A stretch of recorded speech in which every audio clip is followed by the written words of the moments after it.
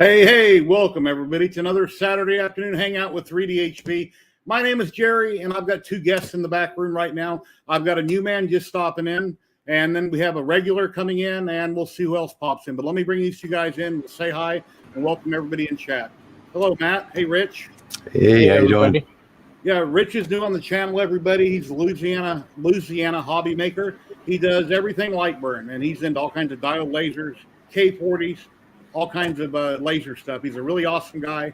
I found out about his channel about a week ago, and I'm going to be a Patreon here in a couple days, and he's just got really awesome stuff, and I'm glad he's here. So thank you. You say hi to a few people we got in chat here. Let's see. SPC 3D, hello, how you doing? Andrew S, hello, Andrew. Kieran, hello, Kieran. Dominic, Sergio, HVAC A to Z. Autodrop 3D, hello, Autodrop. Dwayne King, how you doing? Facebook user, hello. And if you're watching on Facebook, there's a little line up above. If you click on that, Facebook/StreamYard, we'll be able to see your name in chat. Hello, Betty Boop. That's my wife in the other room. Norchi, hello. Vicious, hello. Louise, Ram Design, hello. How is everybody? Old Curmudgeon, Kenny Briggs. And we got another man popping in. We got Tim, DWIT 3D. Hello, Tim. Hey, good afternoon, everybody. Hey, Tim. Hey, how you doing, Matt? Yeah, pretty good. We got a new guest here, Tim. Tim, that's Rich. Rich, that's Tim. He does Tim. How you doing? Anything light burn and lasers, and he's the man. And he's just got his power back on. He had a bad hurricane down in Louisiana, and he's been having power problems. So, hey, Jocko, did you get that sticker I sent you in South Africa? So, anyway, yeah, if I could, Rich, can I only make you big for a minute? Tell us a little bit about yourself, if you would. Well, I've been around. I'm actually a computer programmer. I've spent 30 years as a IT professional working for a bank. I'm actually working for several banks for myself, repairing their computers and their ATMs. I retired early at 62 a couple of years ago and got into some hobby things. I bought my first K40 laser, and then a CNC machine, and then a diode laser, then another diode laser. I wound up with about 3 or 4 of the diode lasers. Awesome. And about 8 weeks ago, or 8 or 9 weeks back,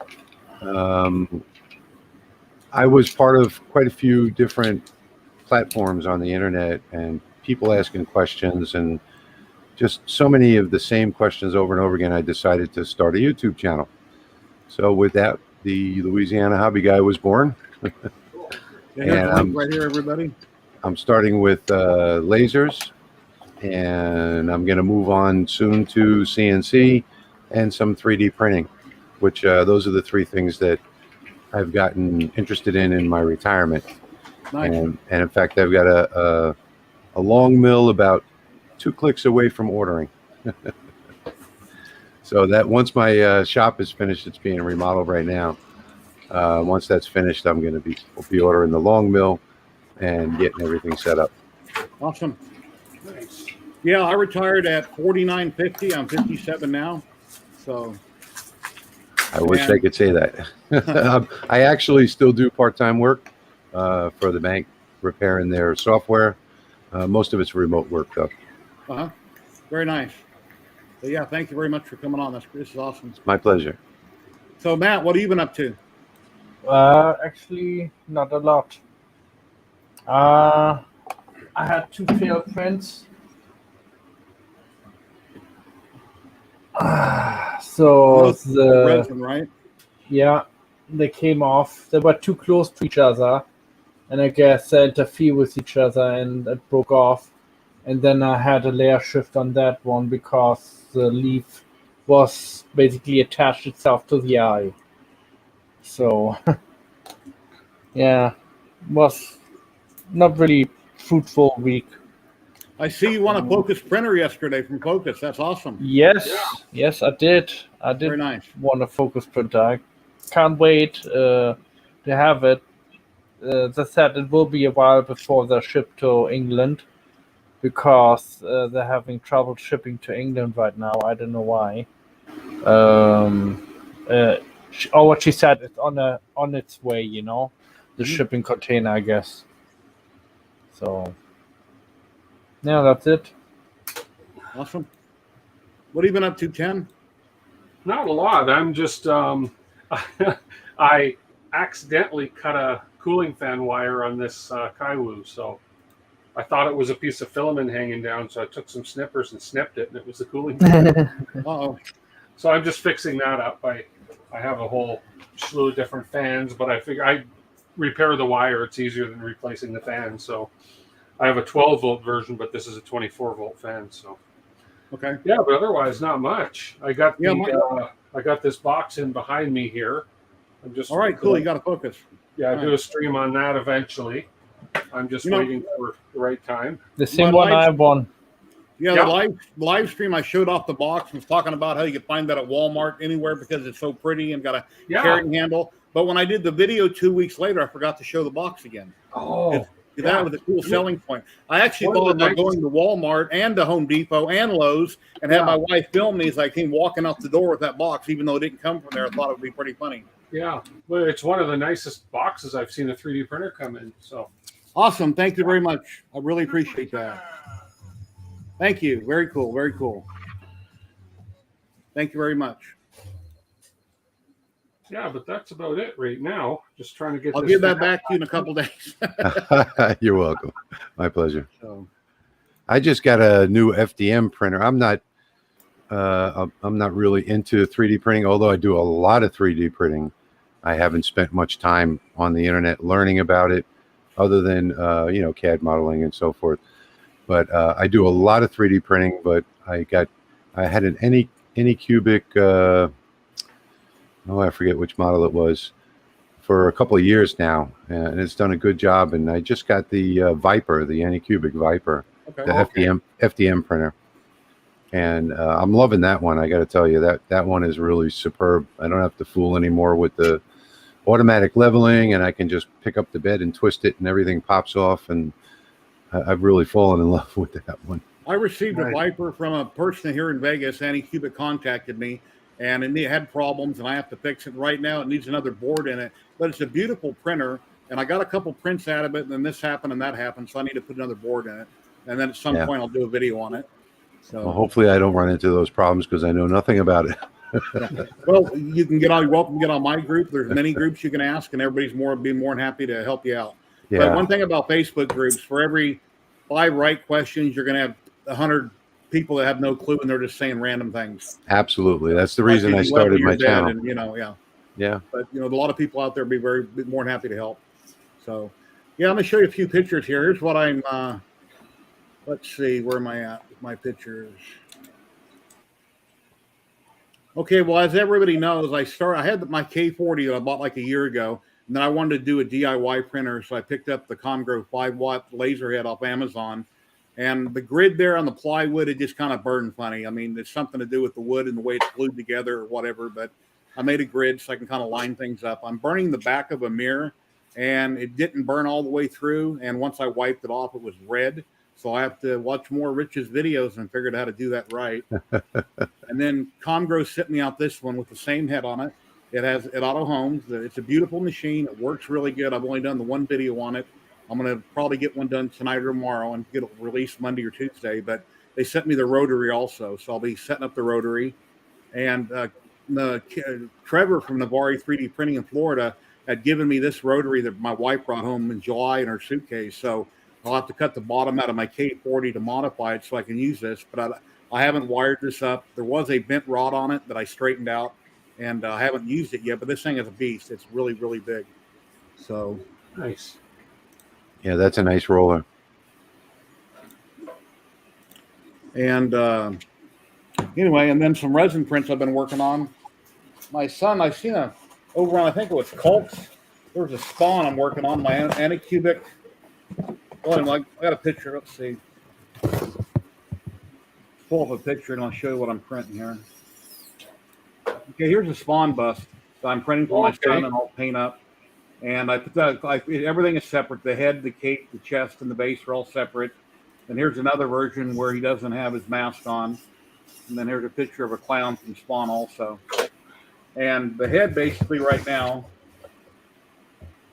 let's see. Here's one of the heads I got done for it right here, right now. And that's 2 millimeters thick. It's been hollowed. And I haven't cured them yet. So, but they're completely dry at the moment. And then in order to print the base or the bust on the Anycubic, I had to kind of tilt it at an angle and get it just right to get it to fit. And then here's another head for it, where he's got his mouth open screening, which is really cool.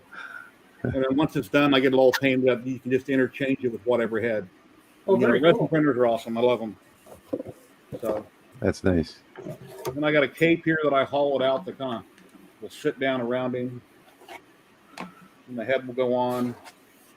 And then I've got a base here. It's a skull, anyway. You kind of get the idea, but that'll be very cool. Wow. Anyway, so I love my resin stuff when I have money to buy resin. So either I get resin to review or I buy ZYLTECH here and there. That's a lot more advanced than what I spent a couple of weeks doing Alexa cases. I think my favorite one was the Stargate. Did you ever see the series Stargate? Oh, yeah. I'm a big sci-fi buff. Yeah, I found a really nice Stargate that I printed, and I printed a couple of them. I printed about 10 different Alexa cases, which was kind of fun. No, I printed that on the Anycubic Photon Mono X, and then I have a Frozen Mighty 4K, and then I got original Elgu Mars. But my go-to out of the two mid-size printers would be the Anycubic. That's the one I tend to use all the time. I've got a resin lapse cable set up with my DLSR, and every time it takes a picture. So every time it comes out of the resin, it takes a snapshot. And then once I get 300 or 400 done, I'll open up DaVinci Resolve, my editing software, throw them in there, and it kind of makes a movie out of it. And then I just slow it down or speed it up however fast I want, or in my videos where it's coming out of the resin. So I've been having a lot of fun with that. Best thing that came out of Canada, Stargate. Yeah, Canada's tons of sci-fi. I think they got better deal with different movie companies up in Canada than they do here in the U.S. So, a lot of great people up in Canada. Even the guy down below. I signed up on some new competitions. Hey, John. Hello, Karen. How you doing? Not too bad. Nothing personal, Tim. That wasn't. Not a dig. Hey, Yeah, Kieran, that's Rich. Rich, that's Kieran. He lives down in Australia. How you doing? So we've got Too Canada, Germany, Australia in the house, and then two from the U.S., Las Vegas, Louisiana. Hello, Tripod. Please send you a link.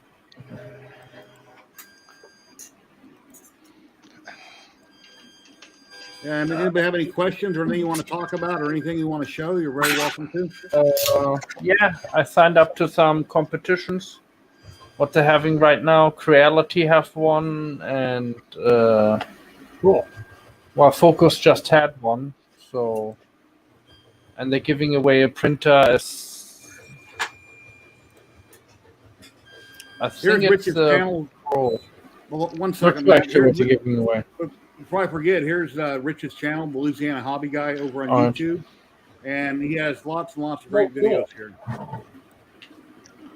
I mean, anything to do with light burn and lasers and diodes, he has everything. He's got tons of 10 plates. He's got a Patreon. It's my favorite new channel that I found. because like whenever I go to burn anything, I look for videos trying to find out how to do this, do that, and he's probably already done it or he will be doing it, and he's got an awesome channel here. I also have a website, engraveandcutfiles.com, where I have thousands of graphics and light burn files and things like that I sell. Okay. Oh, nice. Yeah, and I went to Dollar Tree's website because I was on Amazon and I looked around and I paid $69 for 12 of these. And you know, they're very thick. They're like a quarter of an inch or so thick, and they're really nice, but they're expensive. So I went on Dollar Tree, and of course they're sold out. So I had about 1,000 when I did the first Dollar Tree video. I had immediately about 1,000 people went to order those.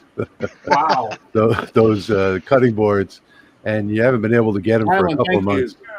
No commission. No commission. I wish. Thank you very much, Mylan. Yeah, I called them up. They said they couldn't deliver them to the store, but UPS would send them. And the delivery was like $17. I'm like, well, that's crazy. So I called them up, and they go, no, the website's wrong. We're on October 3rd or 4th, we'll have more in. So I'll have to call them back and try to order, 50 of them or something. Yeah, I've got 3 cases on hold. I do a lot of those cutting boards, so I'm holding off until they actually release the in-store pickup, which I think is October 7th. Okay. That's what I was told anyway. From my area, it might be different for yours. Yeah. We got one close to the house here, down the road about a half mile. Yeah. So, what's going on, Kieran? What's new with you?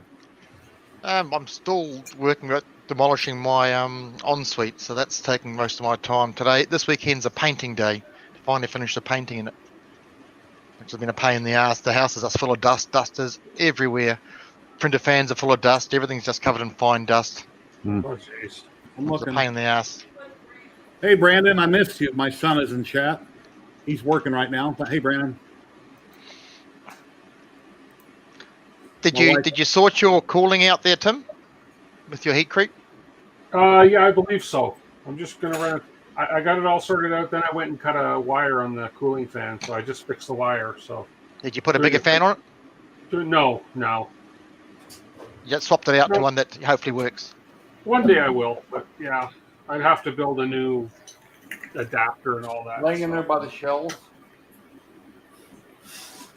But looks like it's printing fine now. So we'll see how this test print goes. And Tim, when's your live stream?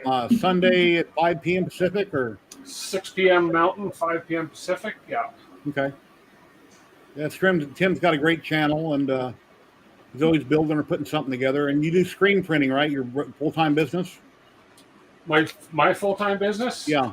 I do just digital printing and signs.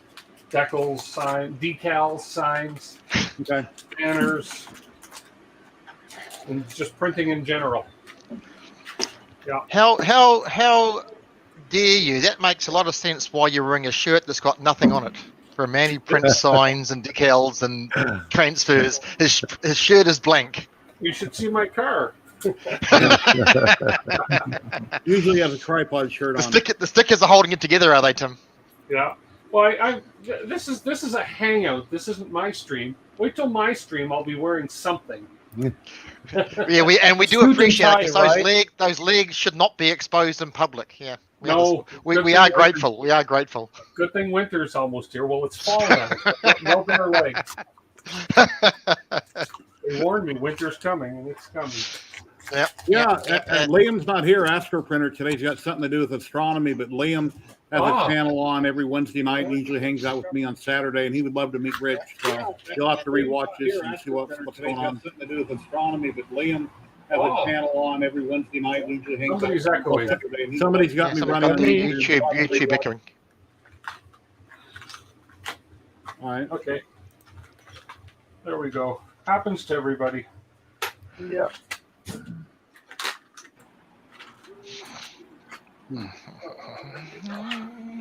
And Karen, you'll be happy to know I actually did burn my finger just a few minutes ago on the nozzle.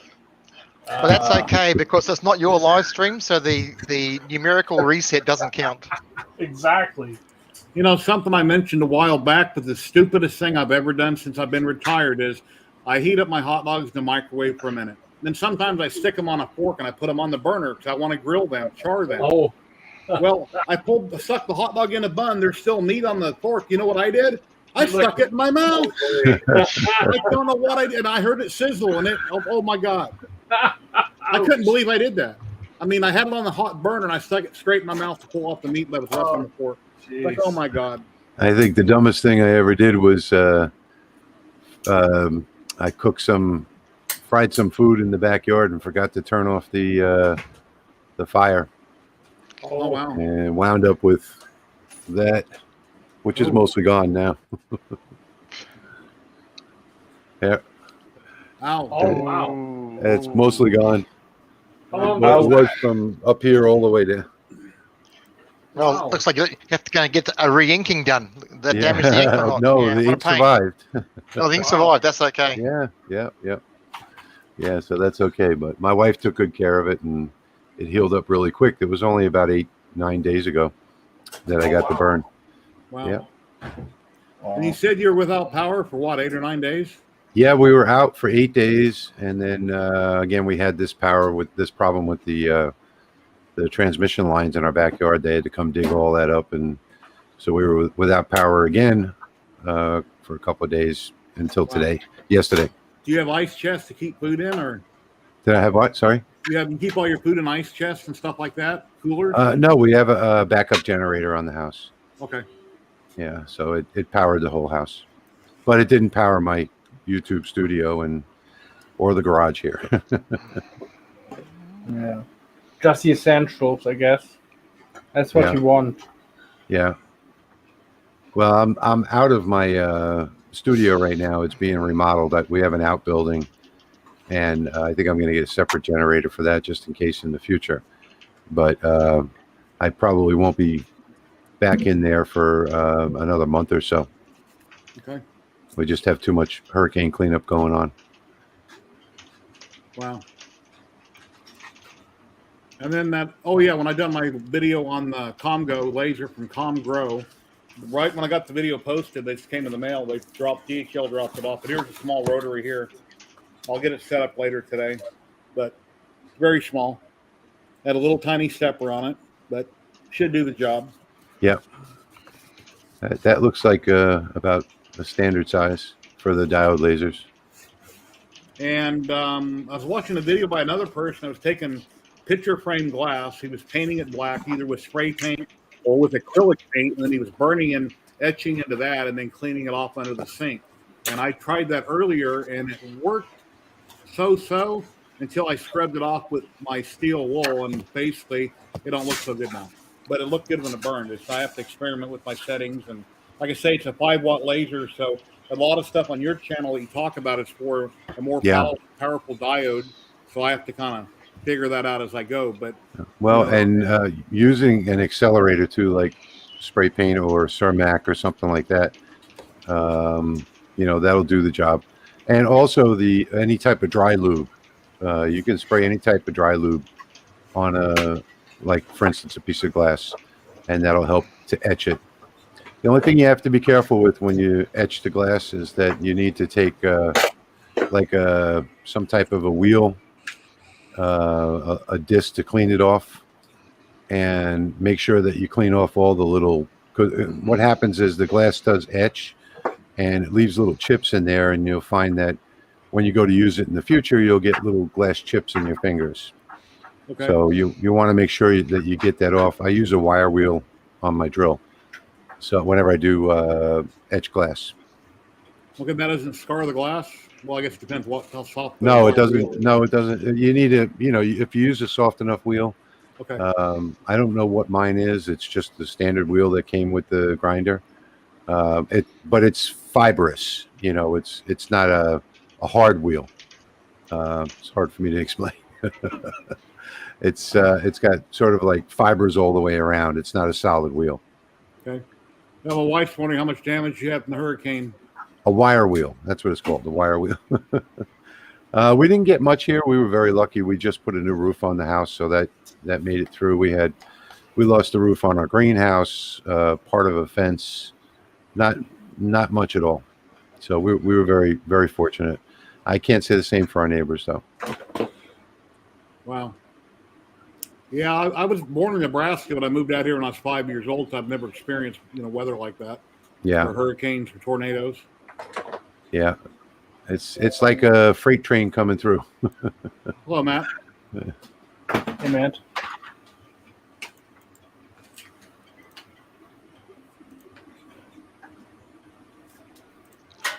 You guys are quiet today.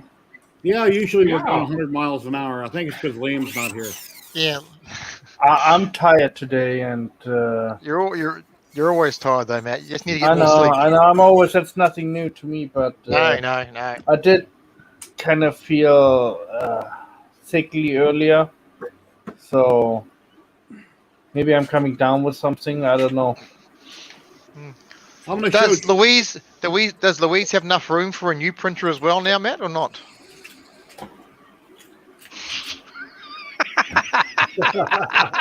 Trevor hasn't popped in from Navari 3D printing, but let me show his store. It's in Navari. It's in a mall down in Navari, Florida. So here's Trevor's video.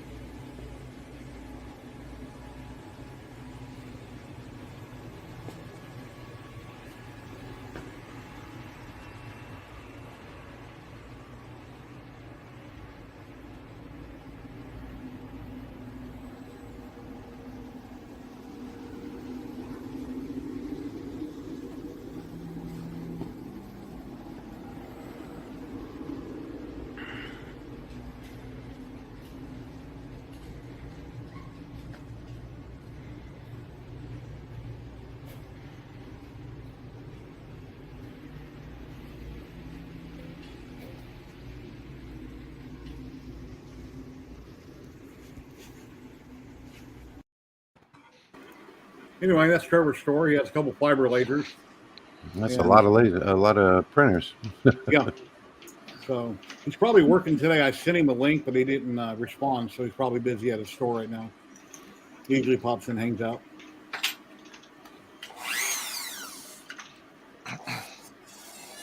Well, I'm going to have to jump off. I have some errands and children to pick up, grandchildren. All right. But I'm going to pick it up on my mobile on YouTube. Okay. So, well, thank you very all much for popping in, and maybe we can chat here in the near future. I can have you on as a special guest, and Yeah, that'd be great. Nice meeting you all. take care. No worries, Bye-bye. Rich. Nice to meet you. Okay, Have a bye nice now. day. Very nice man. Yeah. Yeah, seems nice. It's good to have another laser expert available, which is great. Yeah. Yeah, he's got a lot of great videos. I've been watching them every day, and they keep popping up. And yeah, there's a lot of people out that have a lot of great lasers, but he really gets down to specifics, and he has lots of templates for different things that you can download from him. Some are free, some are on his Patreon and his Discord channel. So anyway, very cool. So I'm learning a lot from him. Trevor's Mall is in Florida. Vicious Stitches. Yeah, I was it's asking in where Trevor's Navari, was. Florida. Yeah, Liam isn't here tonight. I guess he had something going on with Astronomy Club last night tonight. So I messaged him and he said he couldn't drop in. So I'm sure he'd love to be here, but he's not. So Only for the Anyway, abuse, He's though. probably watching. yeah, possibly. I haven't seen him in chat yet, so I don't know. No, he has something on, which is unusual. But if anybody would like to drop in that I know, I don't want any trolls. I posted a link there in chat. You're welcome to pop in. If I know who you are, I'll let you in. If I don't, then I won't. So, well, I don't know about this guy though. I don't know if I know him or not. I don't know. Does anybody know Tripod, this guy don't let here? him in. No, nobody knows. Hey, Matt. Oh, Matt. Hey, Matt, Hey. your microphone Oh, worked man. okay. So How are you? it's all sorted for the coming in now. Your microphone's good. Yeah, I got a new wireless pack set up. So Yep. yeah, so I got it all sorted out, and we're good now. So we can run around and not have to worry about being right next to my microphone that's right here. So Just remember to turn it off when you leave the room, please. why, you guys don't want to go to the bathroom with me or anything?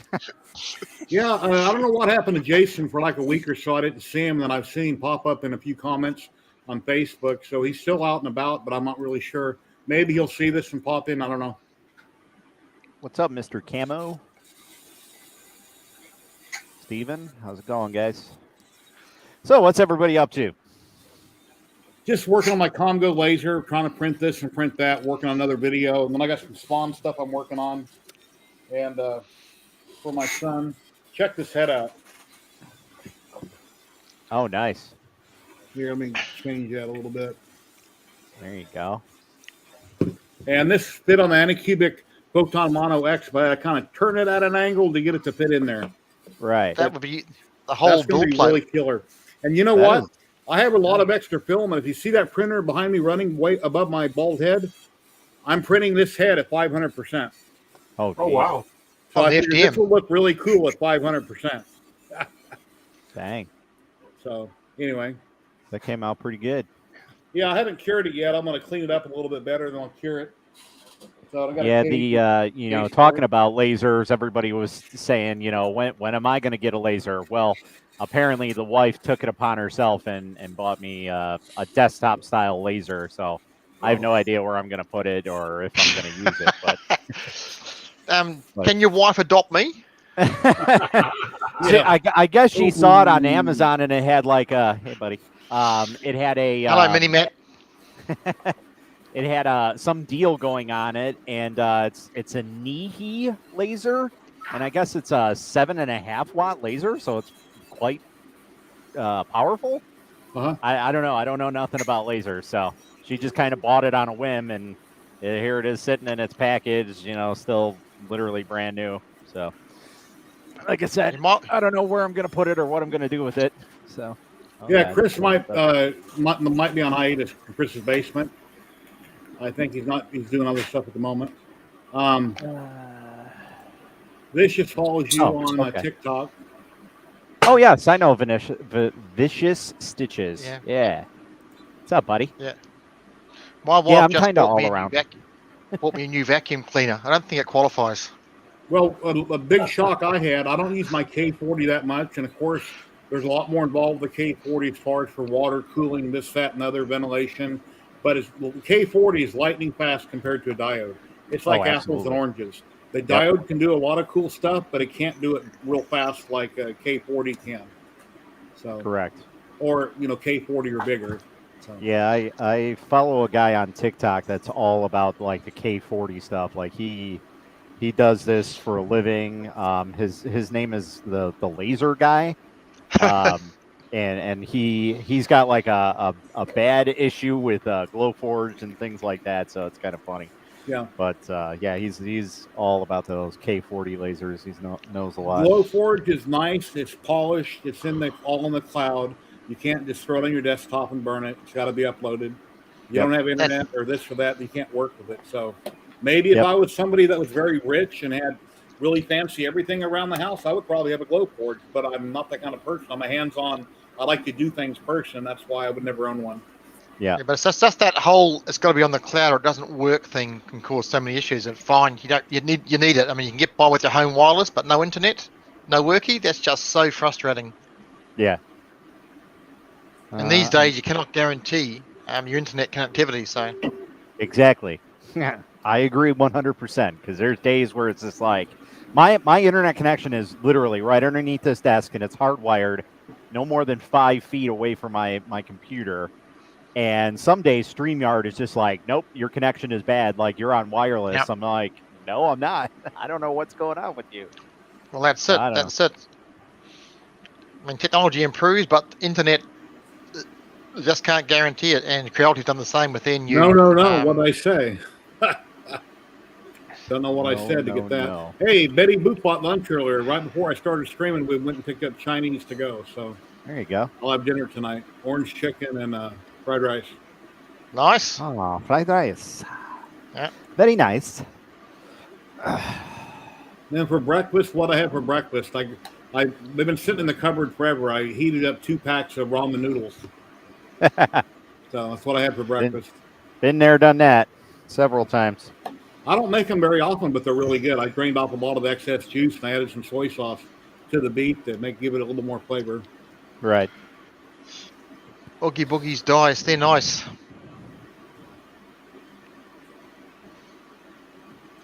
Printed Oogie. Stay away from Really? the proprietary laser. Yeah. You know, I didn't even think about that. That would be a cool print to do.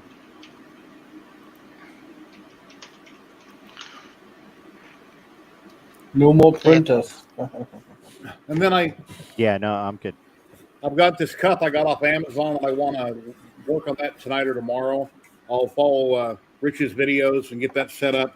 And then I went to Walmart, got a few groceries yesterday. I bought this one. It almost looks like it has a plastic coating on it, so I'm not sure about this one. Then I got another one coming in the mail from Amazon today. And then I got some glasses. I'm going to try some glasses. Got to make up 4 or 5, 6 different things and see how that goes. And let's see, Comgro's website. Let's see. Where's that? Oh, Comgro did something I thought was really cool. Let me share my screen really quick. Yeah, here's the one that I had bought from Comgro.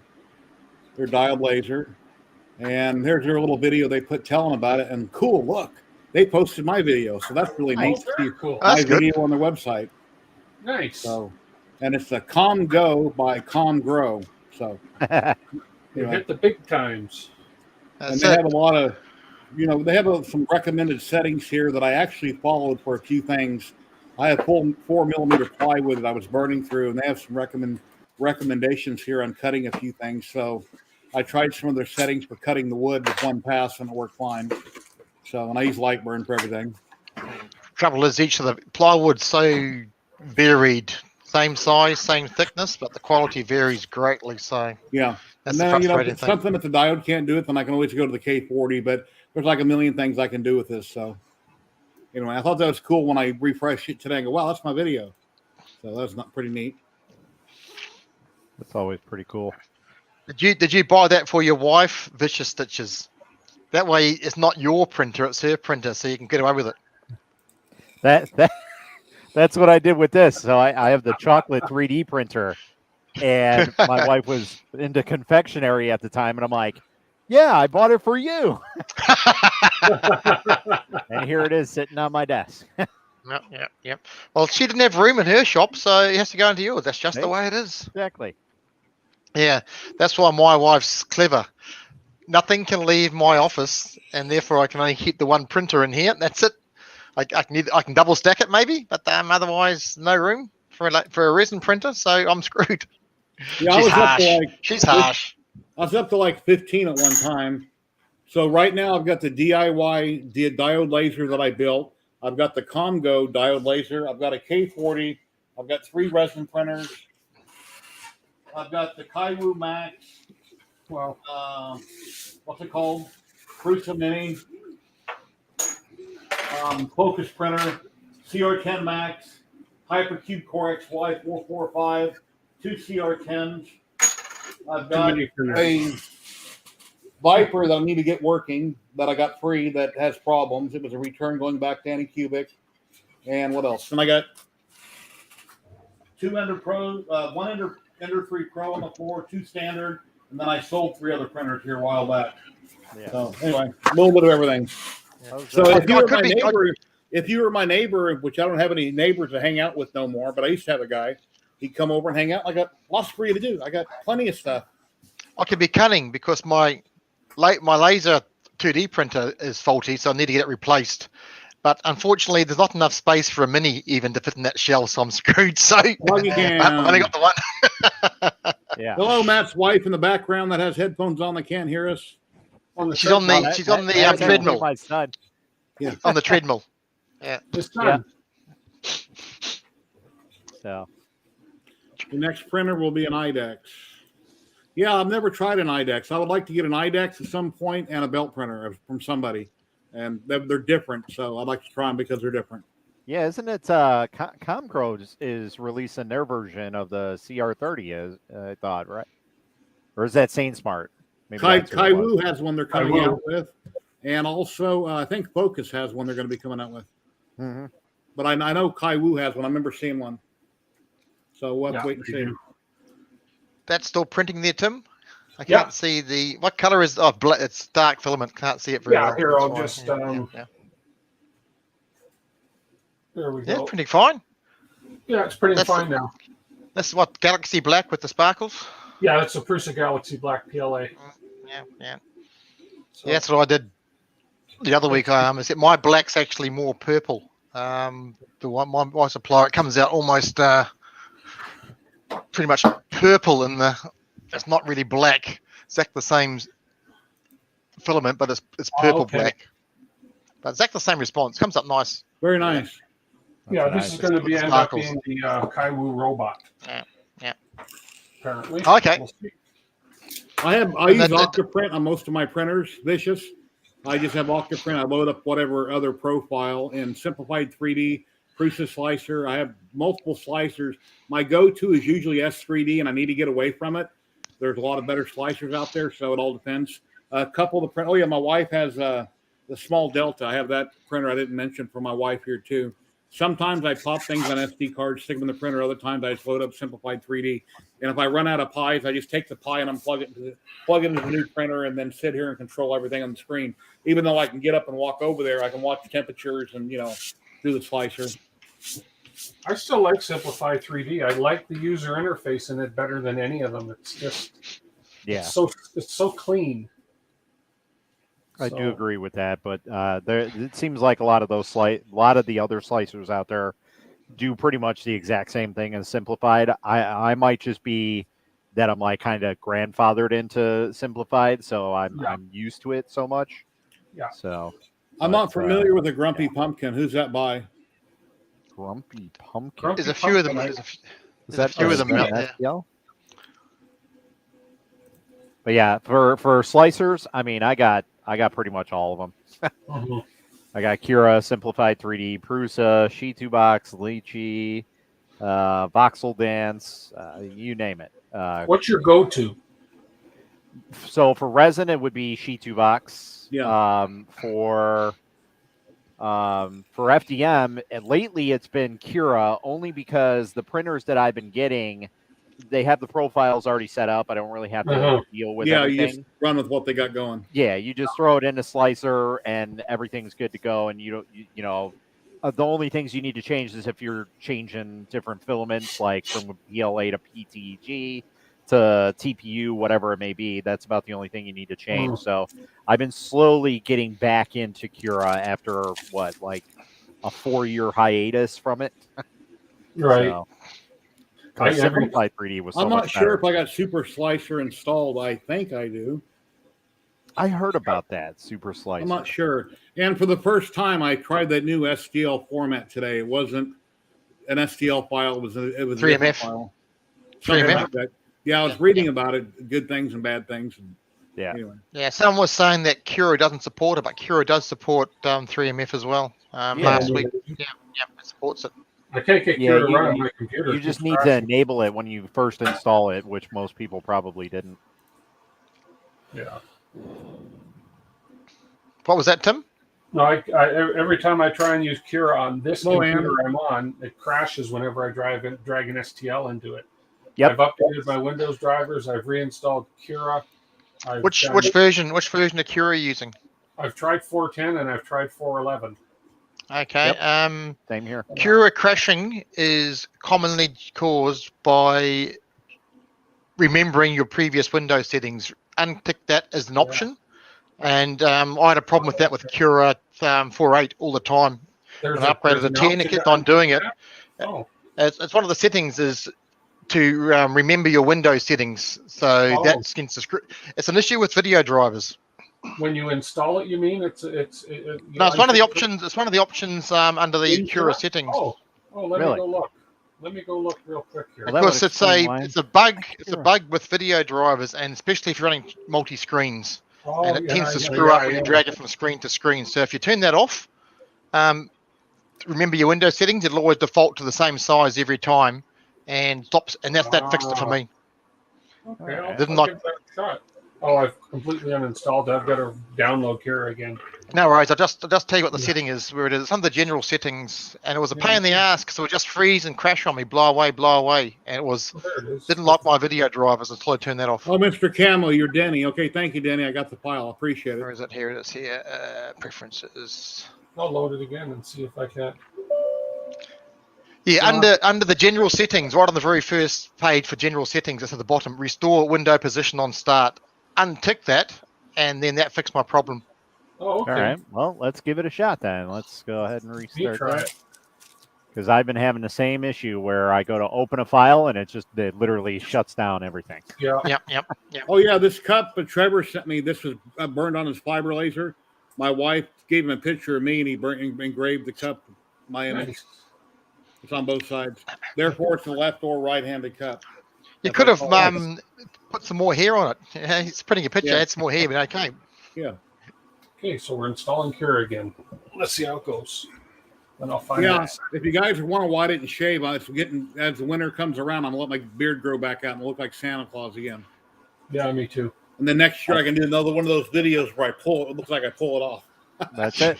It fixed it. So thank Did you. it? You're welcome. You're welcome. No, it- You said It it was fixed it for me, frustrating. and I didn't Yep, even have to restart the computer. I just restarted Kira. So Yep. it Let doesn't me crash. find And it. Thank you. especially if you're running multiple monitors and you drag your box back and forth, and that was just blowing it away. It starts fine, load a file, because it tries to resize against your video drivers. Pain in the ass. Oh, Gotcha. I can't remember where I found it. It took me ages to use that one as a result. It was Yeah, always Cura. 'cause I see people with that same issue all the time, and I'm like, you know what? It's just an issue with Cura, so I just lived with it. Yeah, no, it's the video card drivers, especially in NVIDIA, is the problem Yep. on multi-monitors. Kira's launched. fine. Let me You know, see. whenever I try to tape Cheetah Box, I run OBS and I'm trying to tape the screen so I can make a video about it. Everything kind of jumps around and gets all crazy, and for some reason I can't tape it. I have trouble with it. So general settings, Tim, on the very So was bottom it- of the general settings under Cura. Restore Windows position on start. Uncheck it. Correct. Untick that. Okay, close. Let me see what happens if I bring Restart them Cura on. and then try again. Okay, restart Kira. Let me close Kira down. Did it give me a desktop shortcut? I don't think it did. Okay, since I wasn't paying attention, what is it we help Mac with, and what is it Tim's doing with Kira? Cura has an issue. Well, it's not Cura's issue. There is a corruption issue when you have certain video card drivers, mainly NVIDIA, and multiple monitors.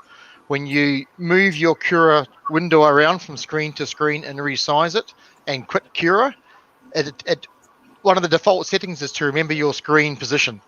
And that can cause issues with Cura when you restart a new version, load a file. It will blow Cura away or lock it up. If I could reach through the screen and kiss you, Kieran, I would. It worked. Yep. And it's so frustrating because it's Cura I've been loads. dealing with this for 2 weeks, like reloading drivers. And I uninstalling, dealt with it for longer than 2 weeks. Yeah. I've Uninstalling, been doing it for a while. reinstalling, modifying the configuration file, cleaning up the configuration file. Wow. And that was someone's suggestion in some obscure chat, and it fixed it for me. Wow. Which- So What frustrating. Kira, I got 491. What's current? 411 has just 411. been dropped, but this was causing an issue with 4.8, 4.9, 4.10. So here, I'll show you guys. I'll load it up here in a second. Somebody was asking in chat what that setting is. So Oh my goodness! All this time. Thank you. yeah, that helps a ton. That Wow. makes it useful. What type of sensor, Mr. Camo, do you have? Is it like an easy ABL? All Got right. a little red So light on it. Preferences. what is it? Settings. There you go. You're going to go into general, and then right here, The very restore last one. The window very last position. one. Yeah. That's usually Untick that. clicked. You're going to unclick it, and then close, and then just restart your Cura, and then you're good. So that's all. you So need. frustrating. It's just stupid, eh? Yeah, something so simple. But it's not Cura. It's purely multiple monitors, and NVIDIA was the most common reason for it. And I have an NVIDIA driver. Yep. What an annoying wallpaper. I'll be honest, 9 times out of 10, I don't see it because I usually have a window open. It's just there to be kind of cool and different. Is it just the angle, or is your screen vertical? So I have one that's vertical. Oh, okay. And then one that's normal. Oh, okay, cool. So I have like a 32-inch TV here. Yeah. And then I had my old monitor, which was, I think this is a 23.5 or some weird size.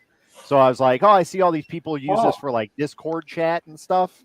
So I'm like, I don't want to get rid of it. Nobody wants it. So I'll just slap it over here and add it to the computer screen. I didn't have room, so I had to turn mine up right like he did. There you go.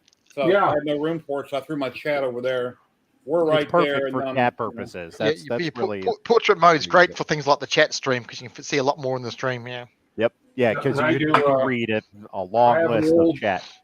I have a 32-inch curved screen here. I have a second one here, and then up above I have an old 54-inch Samsung that I read my chat on my live streams. There you go.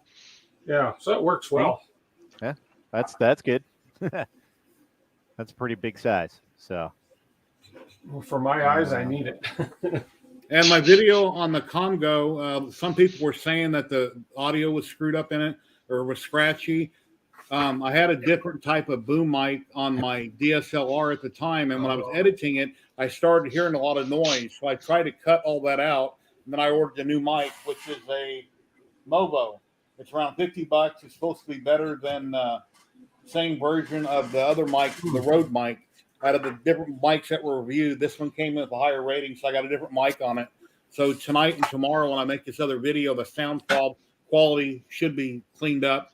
And one person made a comment, well, this isn't really nothing. It's just another commercial for a laser. Yeah, basically, that's what all my videos are. When I review a product, it's a commercial for the product. Review. It's a review. I print a few things to show you, and then I come back with another video printing more stuff. That's what my channel's always been about.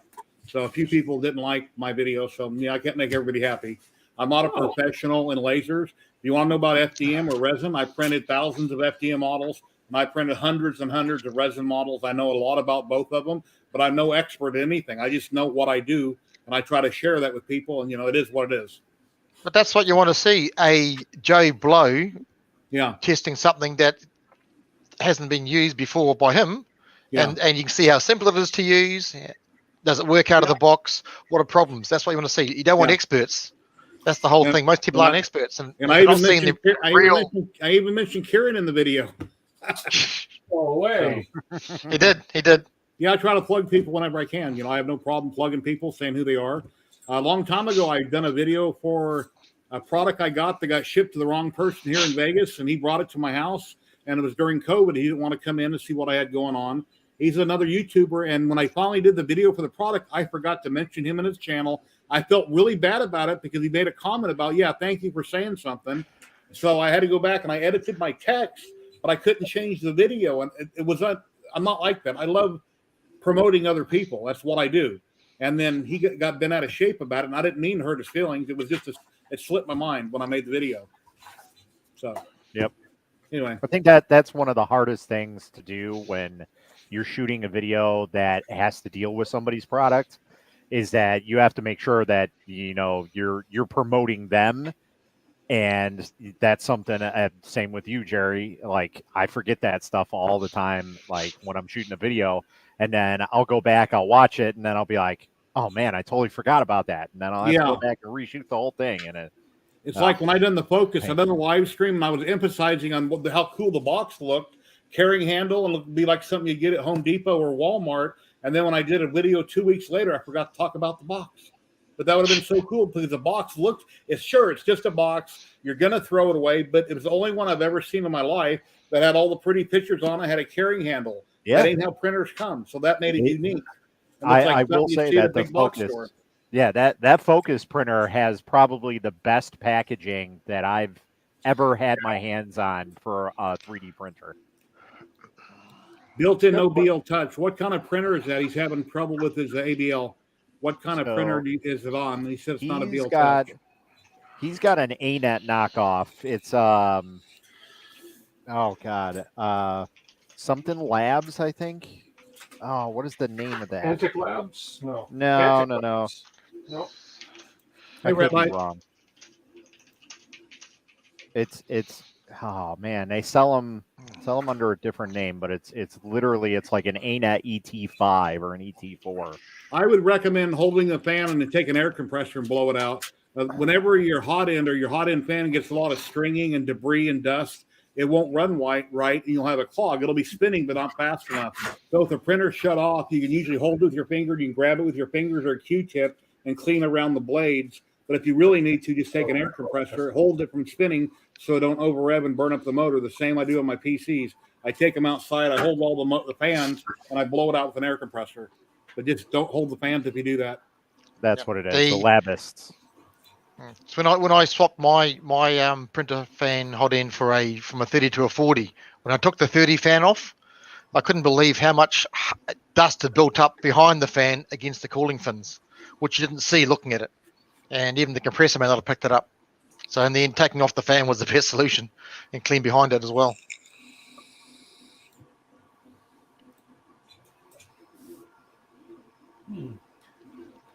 Yeah, compressed air works fine, but just like you said, hold the fan. You don't overread the fan. Make sure the fan's not moving at the time. Yeah. No, I've been cleaning my computers out like that for years. Even my vehicles years ago, I take my air compressor when I'm going to clean my truck out or the vents or anything. I just blow everything out with an air compressor. Yeah, they'll bet you one. Yep. Oh, cool. It's a little expensive. It's like $70, but I mean, you got to think of how many times you use an air compressor can and how much you spend on them. But we're not. You know, we don't want to see the attachments that came with that though. For $70, must be a hell of an attachment box. Yeah. When I clean out things in my computer room, I used to get my small compressor on a dolly, wheel it around the back of the house, and bring in 100-foot of cord to blow things off and clean things out. Now I bought a little portable can like you keep in your truck, and I take that out in the garage. I fill it up with 120 pounds of air. I bring that in, and I blow off my extruders. You get lots of gunk in around the extruder gears, and I blow everything off that way in my fans occasionally. And I just go back and air the tank up. Damn. It's high. Whose live stream cut off on YouTube, Mr. Camo? I'm not sure. Earlier, I noticed that since I'm running Pro right now in 1080p, I have a new icon on my side, and it said my connection was really poor a little bit ago. Why, I don't know. Why I'd be having trouble.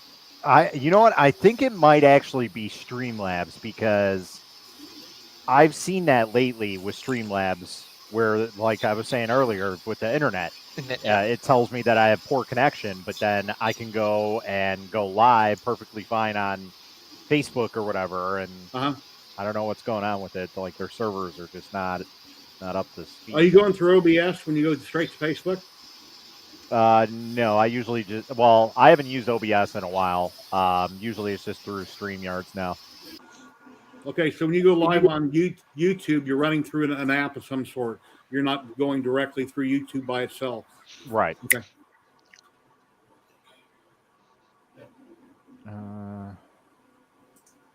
Yeah, canned air, buying it would be really expensive. Just get a little compressor or something. Yep. Yeah, over time, that those canned air compressors just they add up. May not seem like it right there then and there, but you think about how many times you've used them over the years, and you get a battery powered one or a plug-in one. One of the bonuses of an airbrush too. Right. Yeah, I use my airbrush quite a bit on my resin prints when I haul them to help dry them out. But when I'm in a hurry, like this morning, I took all these parts. I went out in the garage. I got my big compressor, which has a needle on the wand, and I blew them out for a while on all the holes to get them completely dried out before I cure them. I just blew them out when I have had any excess IPA or anything in them. I blow them out with the big compressor. That explains the expression on the skull face then. If you shove a wand with a point on the end up meat, I understand that. Yeah. Now we know why. Yeah, the guy's going, oh. Bring tears to my eyes. Yeah, but Tim has the best statue ever. I do the same thing when I put holes in statues. For some unknown reason, I always put a drain hole in the butt. For some reason, that's the easiest place to hide it. I always put a drain hole there. So, That's true. Yeah, but Tim's is a psychological attachment. His little Vegemite dispenser. My That's the Vegemite one. dispenser. yeah, So, yeah, yeah. I don't know where I put her. Oh, I see her. Whoops. She's Nobody way puts over. baby in the corner. Yeah, sitting she's way been over bad, so she's in the corner. She's been bad. Yeah. She's over by my flash forge. Okay. You can see her sitting between the flash forge and the FL Sun. Yep. Yeah. Yep. Yeah. So she's been bad. What are all those white pieces on your desk there, Matt? Right here. Yeah. So I started to see a whole looks like puzzle pieces. They're all over your desk there. Yeah, they're that's a Pokemon chess set actually Oh, okay. that Cool. I printed off on the Hallett Sky. So Yep. I got a ton of them, and they came out pretty well. I'm actually Take care, very surprised Vicious. about it. Cheers, cheers, Stitches. Thank you for stopping by. But yeah, these are just a ton of prints that I've been doing, and I got some other stuff I need to clean up. All these ones that are in ivory color, they were from the Sonic Mega because for the past 2 weeks I've been setting up a speed profile because that's one of the big things that everybody's complaining about is that it's not fast enough for a monochrome screen printer, which I mean they are right. So just to give you an idea. These prints are supported and they're about 62 millimeters in height. Now on my Hallett Sky, I can print those in about 2 hours. Now, granted, the Hallett Sky is like maxed out speed, right from the factory. So it is at its fastest possibilities. With the Sonic Mega, the stock profile is 11 hours to print 62 millimeters, which is insanely slow. Isn't the Creality a bigger bed plate as well? No. This thing is about 4 times as much as the Hallett Sky is, or like the Mono X, or Frozen Sonic Mighty, the LDR, whatever you want to throw at it. But it's a big printer. Would that be an issue with the adhesion forces to try and break that suction for a plate that big? So they don't want to go too fast. Not really. So that was one of the things that I was testing out because it does have a perforated plate. Oh, right. It does. Yeah, that's right. It does. Yeah. But I've also heard that people have issues removing it from the perforated plate. Now, previously in my experience, I've had a printer here for a while that has a perforated plate, but it's much thinner. So trying to remove prints from that one is just a pain. Whereas this one, I haven't had any problems with it so far. Maybe because my bottom settings are good. I don't know, but I know I've been talking to Uncle Jesse about that, and he's been having some major issues with it. But I haven't. I printed all these, and they're each one is different settings. So like we started off with 100 millimeters a minute, 200 millimeters, 300 millimeters, and then 480, which the machine firmware actually caps it at a certain point. So I don't know if it caps it at 300 or 400 millimeters a minute. But basically I took an 11-hour print and brought it all the way down to 4 hours without having any real issues. degradation. Yeah, no degradation on the model or anything like that. So that's what I got to clean up here and show off some prints just to say, hey, yeah, this is a speed setting, and there's a possibility of damaging, the screen or whatever on the printer because you're printing at such insane speeds. But you do get the same type of quality from, a fast speed than you do a slow speed. So, but still, I always tell everybody use it at your own risk because it's just a pain. Pain to replace. Nice. That came out nice in the tile. Really nice. That is some high quality right there. How many coats of paint on the tile? I don't remember. I painted them a while back. It was white tile, painted red, and then painted black. And here's a picture of the rock. Oh, that's cool. That's great. That was done on this printer here. It comes out really crisp on the tile, 5,000 speed, 90% power on that one. This one. So do you have to like prep anything to do that? Well, yeah, you got to paint the tiles. You just go down to Home Depot Okay. or Lowe's, buy tiles, use acetone or something to clean off the tile, and then spray paint it with multiple layers. You know, you'll spray paint it one color one direction, turn it, spray paint it the other direction, let it completely dry. And once it's completely dried, then watch one of many videos online that talks about how you use different programs to make the image black and white and burn it. I'm not going to do any videos. There's too many other people doing great videos like that, but I'll show what I burned on it, and I can point people the right direction. Then I was working with some flash paper, and then I had a problem here where was burning through. I was trying a little tiny picture of a dragon, and then down here it got a little bit better, but I'm still working on it, tinkering with different settings. I don't want to waste a full page because it takes a long time to burn this with a diode laser because they're slow compared to a CO2. So I'm experimenting till I find something that works and I can make a big picture.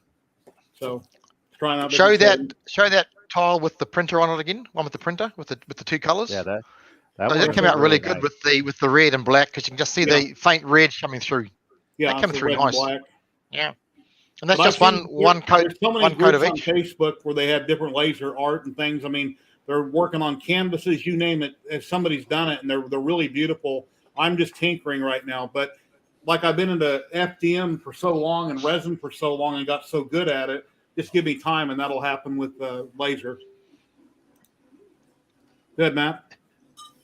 Oh, sorry. I was answering. Andrew asked he had designed a drip plate for the Calent that I'm working on right here, and he asked what the tight tolerance was, and this was the part where I literally have to wiggle it on there. That's how tight the tolerances are on it, but it does work very well. So thank you very much, Andrew, for developing that. I've never used one. I take it off, I turn it sideways, I lay it on a paper towel, I pop it off, and wipe the plate up, put it back on the machine.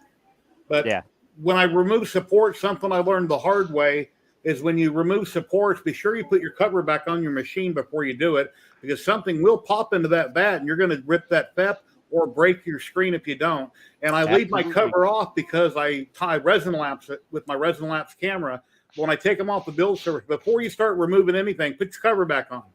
Yep. And if you think, I'll see it pop in there. No, you won't, because I said that for a couple of years now until I tore my FEP up, made a big mess. Yeah, I can't tell you how many times I've removed supports and they're flinging everywhere at times. Yeah. So. And then in Cheetah Box Pro, they got those dumb little supports that are like a little pyramid. They hold on really well, but they tear up your fingers, kind of pop them off all the time with your finger. They're like little tiny pyramids, and then it has one support that comes off that little pyramid. And I've tried to turn off that setting, and it hasn't seemed to work yet because I got that. Let's see what else can I show you here. Oh yeah, and then Congra was talking about this 3mm wood. Okay, the speed was 120, power 100%, and went ahead and it burned through it. One pass, no problem. And then I got these little tiny metal, the really paper thin aluminum business cards. And it says 3D HP, and I forget what that's a picture of. I think it's of that laser. Yeah, it's of that laser, but it didn't come out very good. So I'm just experimenting with different settings and speeds and temperatures. I always like those style business cards. And they stand out, and they have so many uses for opening door locks and the like afterwards out of your wallet, allegedly. And then when Trevor, he sent me that. Matt says, yes, speaking from experience. That's done on Trevor's fiber laser. You seen in the video earlier? That's solid brass. It's like $50. It feels like $50. It's very heavy, but he burns that on his fiber laser. And then that's about half a mil deep. He's cut that about half a mil. Yeah, it's quite a deep edge. It's just like having a silver dollar in my hand or something, but it's a beautiful coin. That's actually a very good idea. I never even thought of that, to burn like a stamped piece of metal. Like you can burn your own image into it. That's awesome. Yeah. And that's what you call a serious maker's coin. Yeah. Absolutely. Yes. Yeah, these you wouldn't want to give away to everybody because I'm sure they'll be very good. I think he sells these for $25 a piece. Wow. That's not right. I think in order to get one made, you'd have to pay for the design work and then however much per coin. I don't know what he would charge, but I'm sure the more you buy, the better deal you get. Yeah, the brass blanks be quite pricey because it's brass. Yeah. Yeah. Oh, non-fam. Hey, what's going on? I didn't know you're there. I forgot to ask when I started the stream. Where's non-fam? Non-fam. Yeah, is non-fam everywhere. was late today. Very Ah, unlike him. Been around. Round. I think I already showed some of these.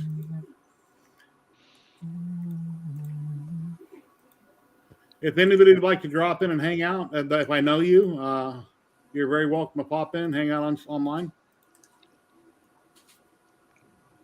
Yeah, that's what we're all doing. Yep. so I I'm switched gonna out say- microphones. Does this sound okay? Hey, Yeah. sound fine. Okay, good. That's your boom above your head.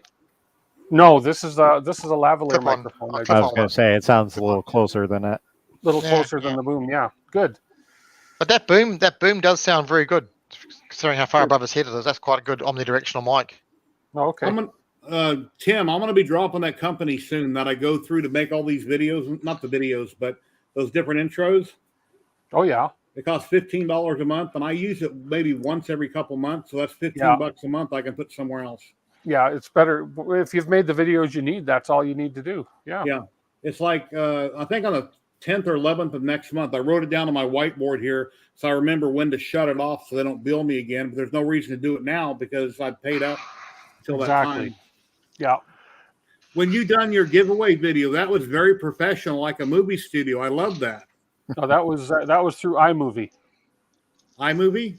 Yeah, I did it through iMovie, and it was basically iMovie has these templates for trailers, and so it was a Okay. trailer made in iMovie. You know, you're the only other person that shows up in it other than me. I don't know if you noticed that. Mr. Fancy. Let me find it and I'll share it. It's really cool. And I've got confirmation that I can give away a printer Ooh. when that happens. So yeah. And it's not far. It's not far now, Tim. It's not far.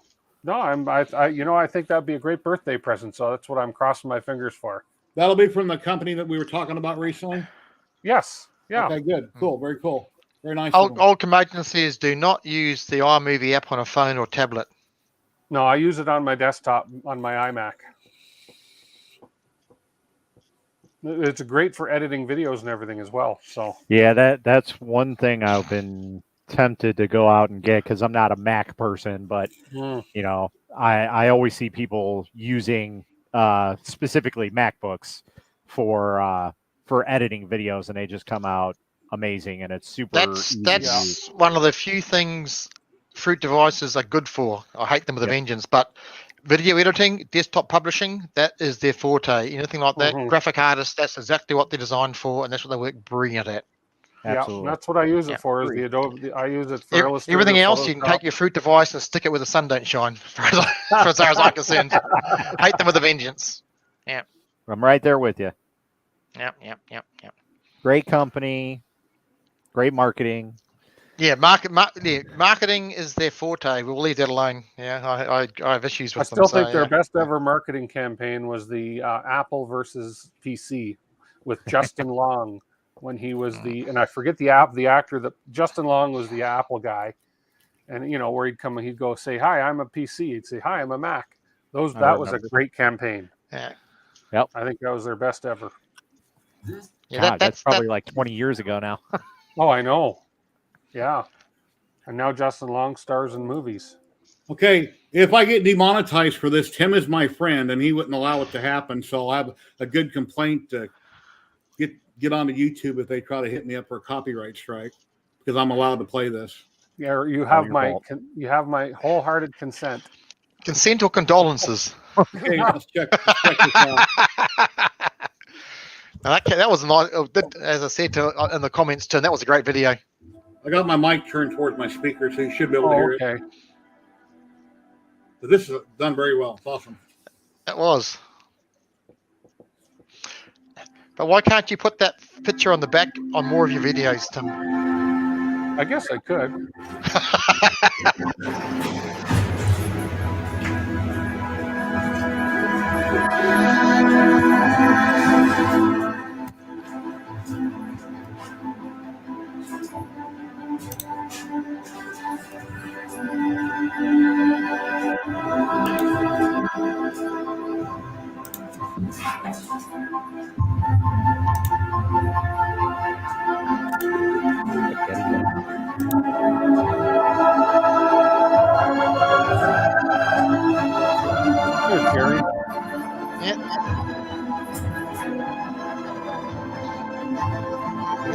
Jason.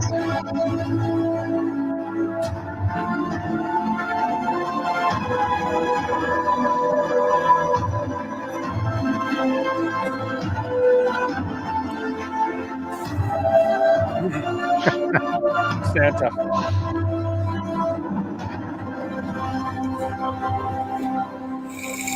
Did you read the credits?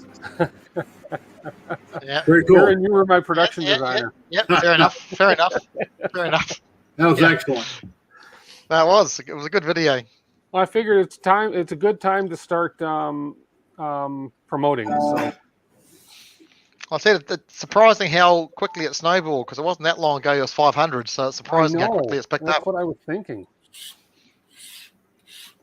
Oh, Matt saying, Ben, you have the giveaway due ship to the UK. That's the whole thing. Is that I'm still reaching out for some sponsors, and I'm trying to get sponsors that will ship worldwide, but not always easy. And it's getting worse and worse now at this point in time. Anything up to Christmas is just going to be ridiculous trying to get anything overseas. Yeah. And not only that, especially with the UK and all their extra taxes that they've added on this year. Yeah. A lot of people are just not even dealing with that anymore, unfortunately. No, that's why I gave Tim the Amazon voucher last week, just for that reason. Yeah. And Liam gets it.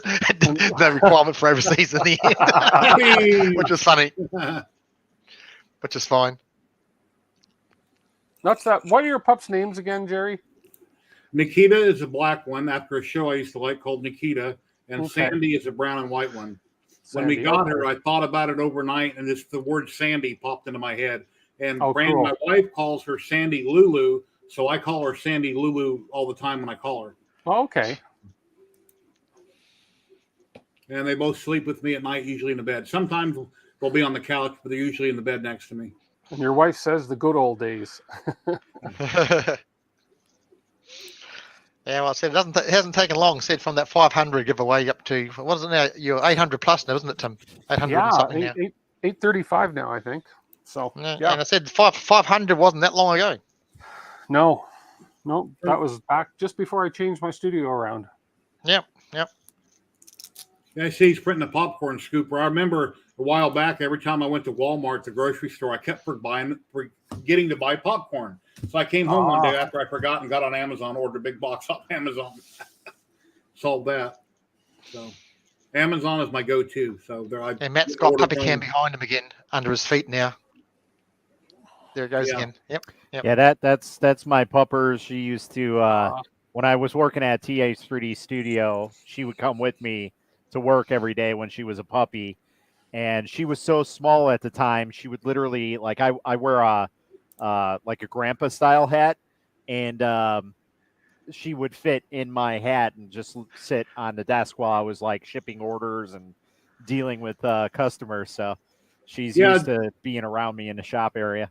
James from Honey Badger had ordered something, and when the UPS brought it, they wanted an astronomical amount of money. He was talking UK money, and I don't know how much he was saying, but the shipper put down the value of it way, way too high, like 20 times what it was worth. Geez. So they said, we're going to destroy it. The company didn't want it back. It cost too much to ship it back.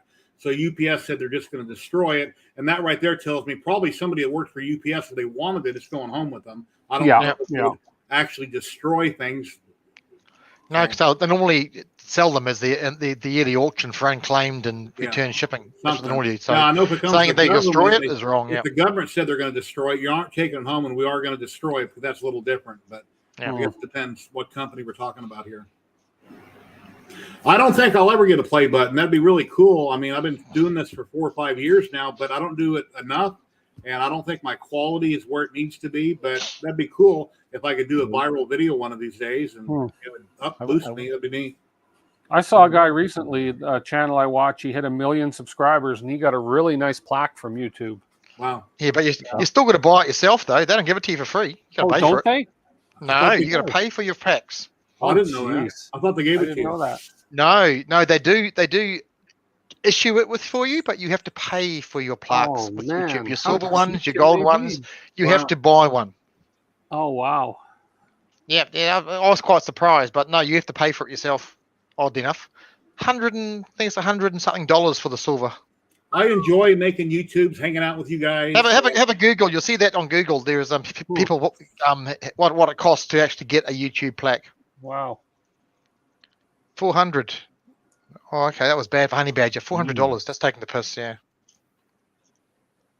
Oh, that's crazy. Yeah. Same down here in Australia. If it's more than $1,000 value, you got to pay tax on it. So if it's under $1,000, there is no additional tax landing in country. But it's the freight to get down here is the killer, not the tax. It's the.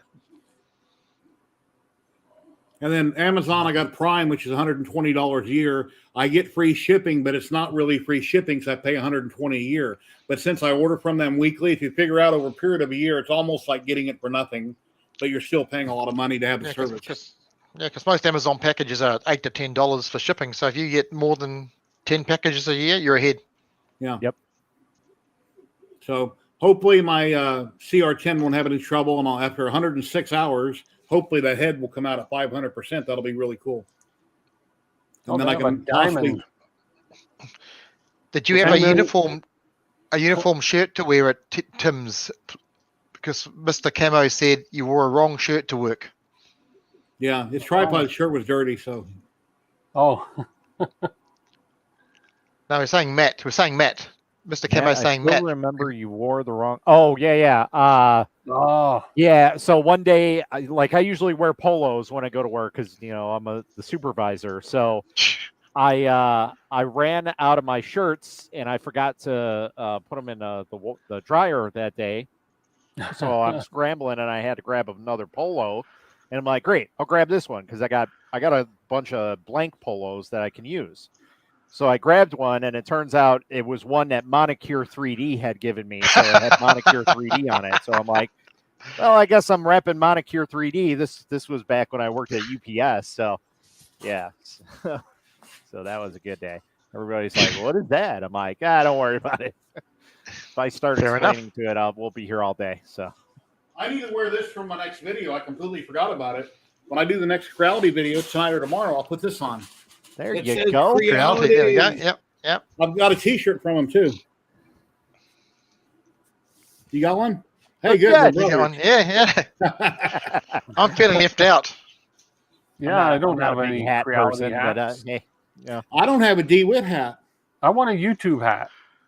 You want a DeWitt hat? I don't have a DeWitt hat. I also got that too. No. Thanks. Cool. Nice. When we were out to dinner at Murph with Joel Telling and Chuck Hellebuck and Jim Edgeworth.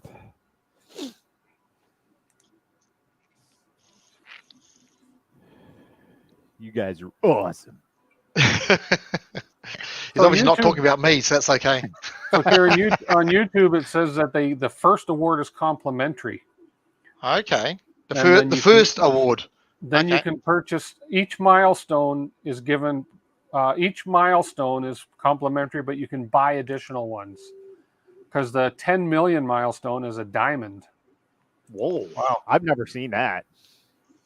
Yeah, it's I'm just looking at it. They have a platinum one or whatever. Yeah, the million is a gold, and the 100,000 is a silver.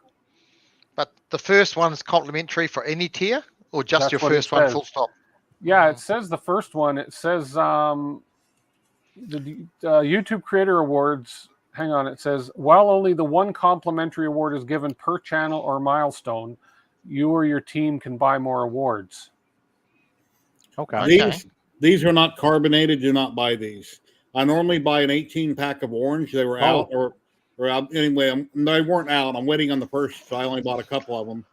And there's no carbonation. It's like drinking those Arizona iced teas.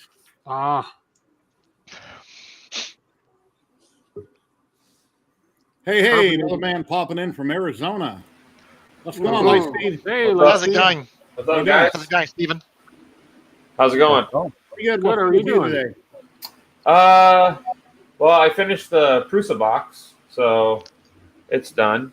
You can see it up in the corner there. So it's all printing and done. So that auto ventilation fan temperature is working great. Yeah, it's let's see if I can show it to you. Yeah, you can see it right here. You can see the numbers on it. Yep. That got it tuned in. The Good. fans up there. I got the Raspberry Pi in. It's got a 7-inch touchscreen on the front. The Raspberry Pi screen, which I'm surprised at how good that works. The Octodash, man, that thing is awesome. It's so fast and responsive. It's faster than the web interface. So, Oh, that 7-inch actual Pi 7-inch screen is a very nice screen. I was surprised because at first I tried to do the 3.5-inch, which is what they recommend for this. And even after I set it up, I could not get the touch part to work. It just would not work. And I spent last Sunday, the entire day working on it, running sudo, app, all this bullshit. Update, yep. Yeah, and I just could not get it to. I could not get it to work. So, what? You can come in. You want to say hi? Come say hi. There's a guy from Australia on here. Yeah, and got one from Canada too in Las Vegas. Yeah. See, look, he's waving to you. We're all waving. So I could not get it to work. So I decided to send it back, and then I was going to get another one. I thought, screw it, I'm just going to get the 7-inch one. It was only $15 more to get the 7-inch. It's not expensive because the 5-inch screens and the 7-inch screen are the same price basically. Yeah. Oh, there's Astro printer. Astro printer. He has in. Yeah, Astro printer. Liam, check out the beginning of the video. Rich, the Louisiana hobby maker, was on. That's doing a lot of great stuff with Lightburn and all those videos I was talking about. He was on the beginning of the live stream, so you might want to watch that Astro printer.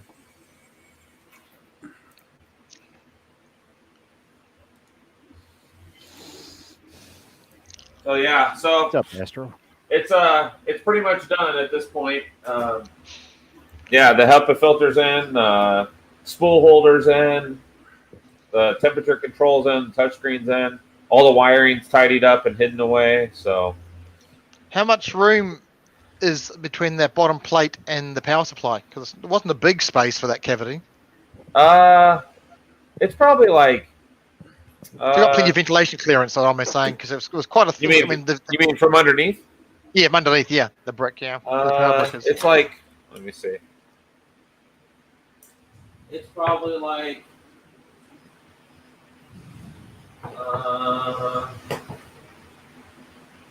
Because the power supply is bolted to the base, isn't it? Not the roof. Yeah, it's actually inside the enclosure, but it's bolted where it's got airflow pulling up through it, so it's about 8 mil. It sits off the ground 8 mil. So. Which that's fine. It's tons. Yeah, it's not a problem. Yeah. Basically, the way it works is that HEPA fan is pulling air up through the PSU, and it's pulling it up through the control board. So there's a tunnel that goes into the control board box that pulls cold air up into the control board. So and the stainless makes a good heat sink as well. So yeah, the camera's working. Astro Printer, if your event is tonight and it's 2:30 here in Vegas, why couldn't you pop in for 15, 20 minutes? Or are you busy loading the truck? It's because he's busy. Or is he out there already? He's out there asking questions, asking everybody questions. Everything's a question. I'm too busy. I'm too busy right now. He's probably at the doctor's right now, Yeah. Yeah. This is where the doctor touched me. Yeah. Come on, Astro Printer. Come on, Liam. Come on. Come on. I typed this comment before I showed that picture, so. That's printing really well. Yeah. And you're doing the Kaiwu robot, aren't you? Yeah. It's a nice big print, so figure out What printer is that, Tim? It's a Kaiwu Tycoon. Oh, Tycoon. I don't know what those Is things hanging off the just back the are. regular one, or? Yeah, just the regular one. I was having all kinds of issues with the hot end, and turned out went back to the Bowden tube, and it's printing fine. How What much do you mean? infill? What do you mean you went back to the? Did you change it or something? Or? I changed it over. Yeah, it came with a direct drive kit, or not a direct drive. Sorry, I'm sorry, an all metal kit. Oh. It is a direct drive printer. It came with an all metal kit, but the heat break was a piece of crap, I think. So, yeah. So I just went back to the Bowden, and it's printing fine now. So. I thought they came. I thought they come as a direct drive, though, right? Yeah, they do. I made a mistake. I meant all metal. Yeah. Yeah. You're forgiven. How much infill's that got, Tim? That's an awful lot of infill on that. I don't know. That's it was a test print, right? So Okay, it's whatever's on there. Yeah, so looks like you it's get, about they can trip over it. 25% or something on that. You must have 20, at least 25. That's a lot of infill on that. Yeah. I like the red Yeah, knob yeah. on the Kai Wu. It's very easy to feed filament, see what's going on. But I that keep would- What you thinking realize though is it's like a Creality style extruder just bolted on top of a hot end, right? Pretty Because when you much. take that thing off, it looks like the single sided old school, Yeah. extruder. I keep getting a layer shift that around a quarter of an inch up, and I can't figure out why. I tightened up the belts, done a print, it was perfect. Thinking, wow, that solved it. Then the next print, I had another layer shift about a quarter of an inch high. On my It's mat. interesting though. It's interesting how they made a direct drive on that printer, because basically they just took the Bowden tube out and bolted that same style on top of it. When you take that cover off, it looks a little goofy in my opinion. But It's odd because the heat sink is part of the feeder, which is really? quite strange. Yeah. The heat sink and so if you have to replace, some people call it an extruder, I call it a feeder, but the heat sink is all the heat sink is there, and then it goes right up and it becomes part of the extruder where the clamp. So it's bolted. It's like it threads up inside of it. Yeah. It's weird. Yeah. It's It'd be really a great candidate for an upgrade. Oh yeah. Like put the Prusa Bondtech assembly on it would be really cool. Mm-hmm. I have a feeling that this model should have supports, but there's no support going on in the back there. Shouldn't do. The feet are big enough. As long as the bed adhesion is there, the feet are big enough. It's like the what's the other astronaut? Yeah, but you print upside down compared to us. You don't understand. True. We have gravity. No, but No, there's we don't have gravity because Liam's not in the channel, so we don't have He's gravity. like, as long as the feet are big enough, it's like, hey, guy, we're upside down, buddy. There's something Different. printing in the back there, and it's just dangling. Yeah. That's 100 million. That's 100 million, right? a 100 red million diamond. A red diamond. Well, what's Yeah, that like? That means the whole world almost has to has to be watching your YouTube channel. I've never heard of a red diamond. A pink diamond, yes. A champagne diamond, but never a red diamond. It's probably fake. Yeah. But pink diamonds exist, and also champagne diamonds. Karen, which way does your toilet turn? Does it turn left or right? I don't pay that much attention. Really? Could you find out? That'd be great. I'd like to know. Does it go right or left? I think we're clockwise, aren't we? Yeah. No, we're counterclockwise. I think. Counterclockwise. We're clockwise we? down here. We're Yeah. clockwise in the southern Isn't that hemisphere. great? That is kind of crazy to think about, though. Like you're literally upside down to us right now. I remember seeing a video from somewhere in the world where water over here spun that way, and right over there it spun the other way because it was that close on the equator that it was opposite here and there. I mean, within feet. I heard you guys were talking about Murph, huh? Or no? Did I miss that? We can. Yeah, that's for. Were you there this year, Matt? I was. Or no? Yeah, he was That on the was- cell phone. He had perfect quality on his cell phone. It was awesome. That's what 'Cause I heard you talking about being at dinner with Joel, right? Because I was there too. So I was there. I was there too, but I don't remember. With Thangs. Was it a good night? Jim Edgeworth, Chuck Halabick, Tim from TH3D Studio, and I forgot the other guy's name, but he does like a chocolate 3D printer. Oh, you guys were in that back room, right? Yeah, we were in the what was it? It was the Oh, nice. like some brewery that they have there. So Yeah. Because I was in the front with Slice and who's the guy? The guy from Lulzbot. Here's a sticker. Oh yeah. I saw him at TCT on last Monday. Yeah, and Joel and Chuck came by when they left and sat down for a few minutes. Yeah. I had to leave early, but I was with them for most of the night, so for most of the day. Hanging out with Tim's an experience, right?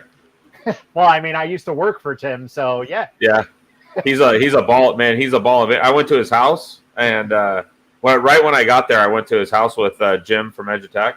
Yep. And man, Tim is like, that guy never stops moving, man. He's like he's like a ball of energy. Absolutely. Yeah. He's always got something to do and something he's planning and whatnot. He's Yeah, like you said, never stop. He's like, you want to see my theater room? I'm like, yeah, sure. It's like, dude, it's over the top crazy. Yeah. When he designs something or he has something in his head, it's like way over the top. And that's funny that you mentioned that because he had a stream it's like a week and a half ago, and he was talking about how HD capture cards are 4K, but they're really not. Right. And that was because he's like designing his basement's for his theater room, right? Yeah. So like he was designing everything in his basement, and he's like, I can't Doesn't get want the upscaling. quality that I want because all these cards are lying about them saying that they're 4K HD. Right. So he's like, does he ever call you randomly? I get, maybe not every week, but probably about every other week. He just randomly will call me out of nowhere. Go, what's up, fucker? I go, hey, man, what's going on? Yeah, no, I talk to him every once in a while, but I don't really call him too much. I'm not a very people-y person, to be honest. Like, yeah, that's one of the things with my ADHD is like, if you're not there, it's kind of out of sight, out of mind thing. It sounds really crappy, like you don't exist, basically, to me. But that's just kind of how my mind works. And then just out of nowhere, I'll just pop in my head, and I'll be like, oh yeah, let's go talk to this person, and then I think when he gets like nothing to do or nobody to talk to, he randomly starts calling people. Yeah. In fact, I haven't seen him in so long. Well, no, I saw him at Merck, but before that, I haven't saw him in like 2 years, I think, because of the whole pandemic thing. I just hadn't gotten out to his house or anything, and I have a birthday gift over here that I've had since 2 years ago. You used to work for him? Yeah. So I called Tim a long time ago about a problem I was having with something, and I had called him in the past very rarely, but I have his number, or at least I had his number. And then the last time I had called him about something, after the fact, he got extremely upset that I called him to ask him what I asked him, because I'm just a customer, so I deleted his number. But I've had him on Hangouts, and he's a great guy, but he got really bent out of shape that I called him to ask him something because I couldn't get an answer online. It was driving me nuts. I wanted to talk to him, and he got mad that I called to talk about a problem, not just a chit chat. Yeah, he has his days where he's like that, and I mean, rightfully so. When you deal with people all the time that have issues, or they say your products are terrible, and it turns out to be 8 times out of 10 is user error. It looks more than that.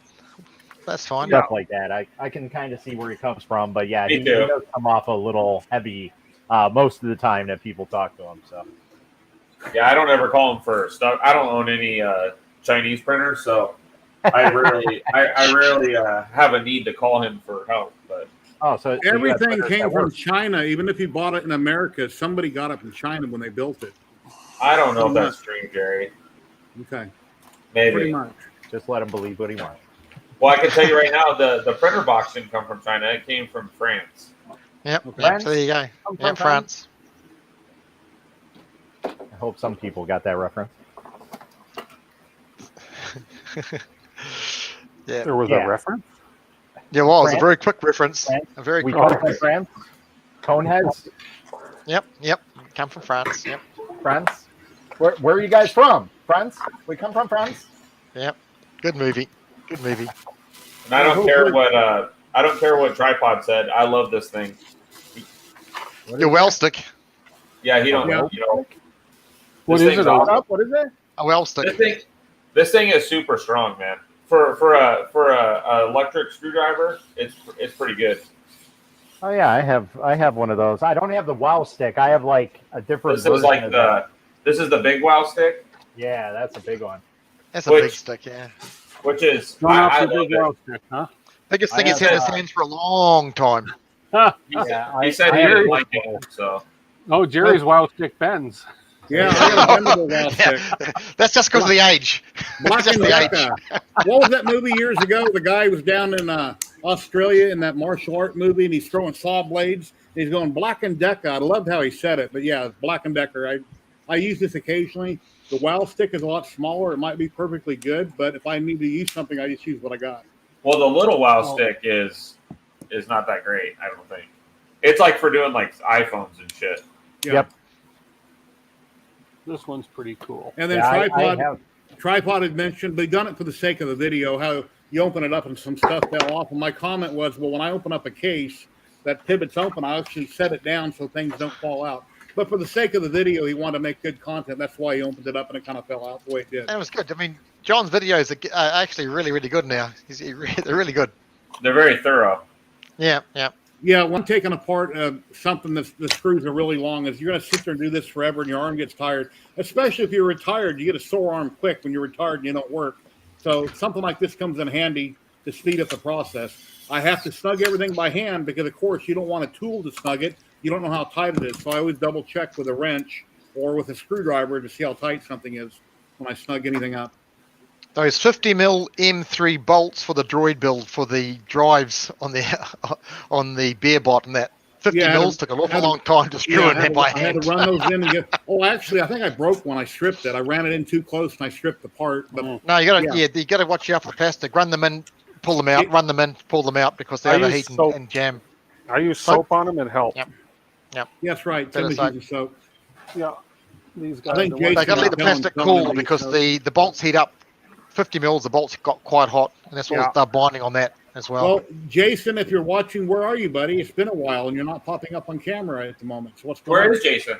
I don't know. He's around the about. I've seen him on some PMs, but I'm not sure. Have you not heard from him, Tim, or no? Yeah, he messaged me after my last stream.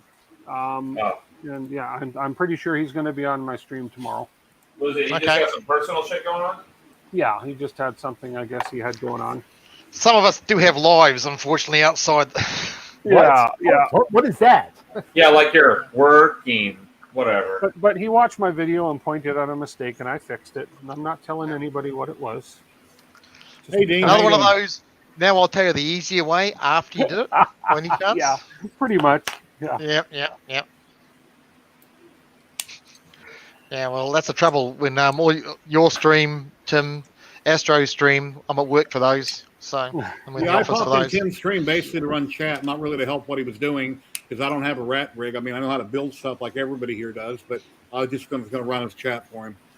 Try to help. Yeah, out. so you need somebody running foil just because you can't read and burn your fingers at the same time. Otherwise, It's hard to live stream by yourself unless you're. I mean, it's better to have company that we can bounce off each other. So it usually works better. Yeah, agreed. Hey, Dean, how's it going? Hey, Dean. Eggs and beer, fair enough. There we go. And if anybody has any Marlin questions, I don't know if he'll answer them, but Scott is in chat. He's a Marlin developer, and he might be able to answer it, and he might not. Scott, when are you going to merge with RepRap? I have a question for you. Alice. I'll tell you what, I used Marlin for the first time in a long time on this Lulzbot. It's I mean, after you use RepRap for so long, it seems like such an ordeal just to change something in the firmware. It is not my jam, that's for sure. Does the RepRap self-compile? It's just edit the config and just You go on the web browser, you open a config file, you change all your parameters, and then you restart. That's it. That's it.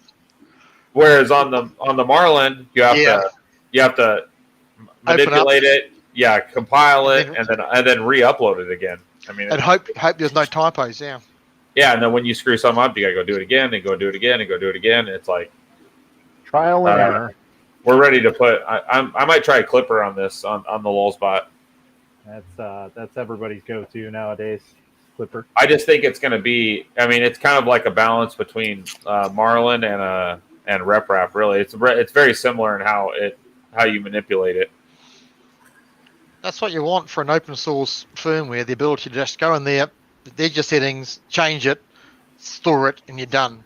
Well, it's really as good. It's really as good as they make it. Like the Prusa firmware is for Marlin is amazing. Like that. What Prusa puts so much time, and it's so polished and so efficient, and like I've never felt compelled to change anything in the Prusa firmware ever.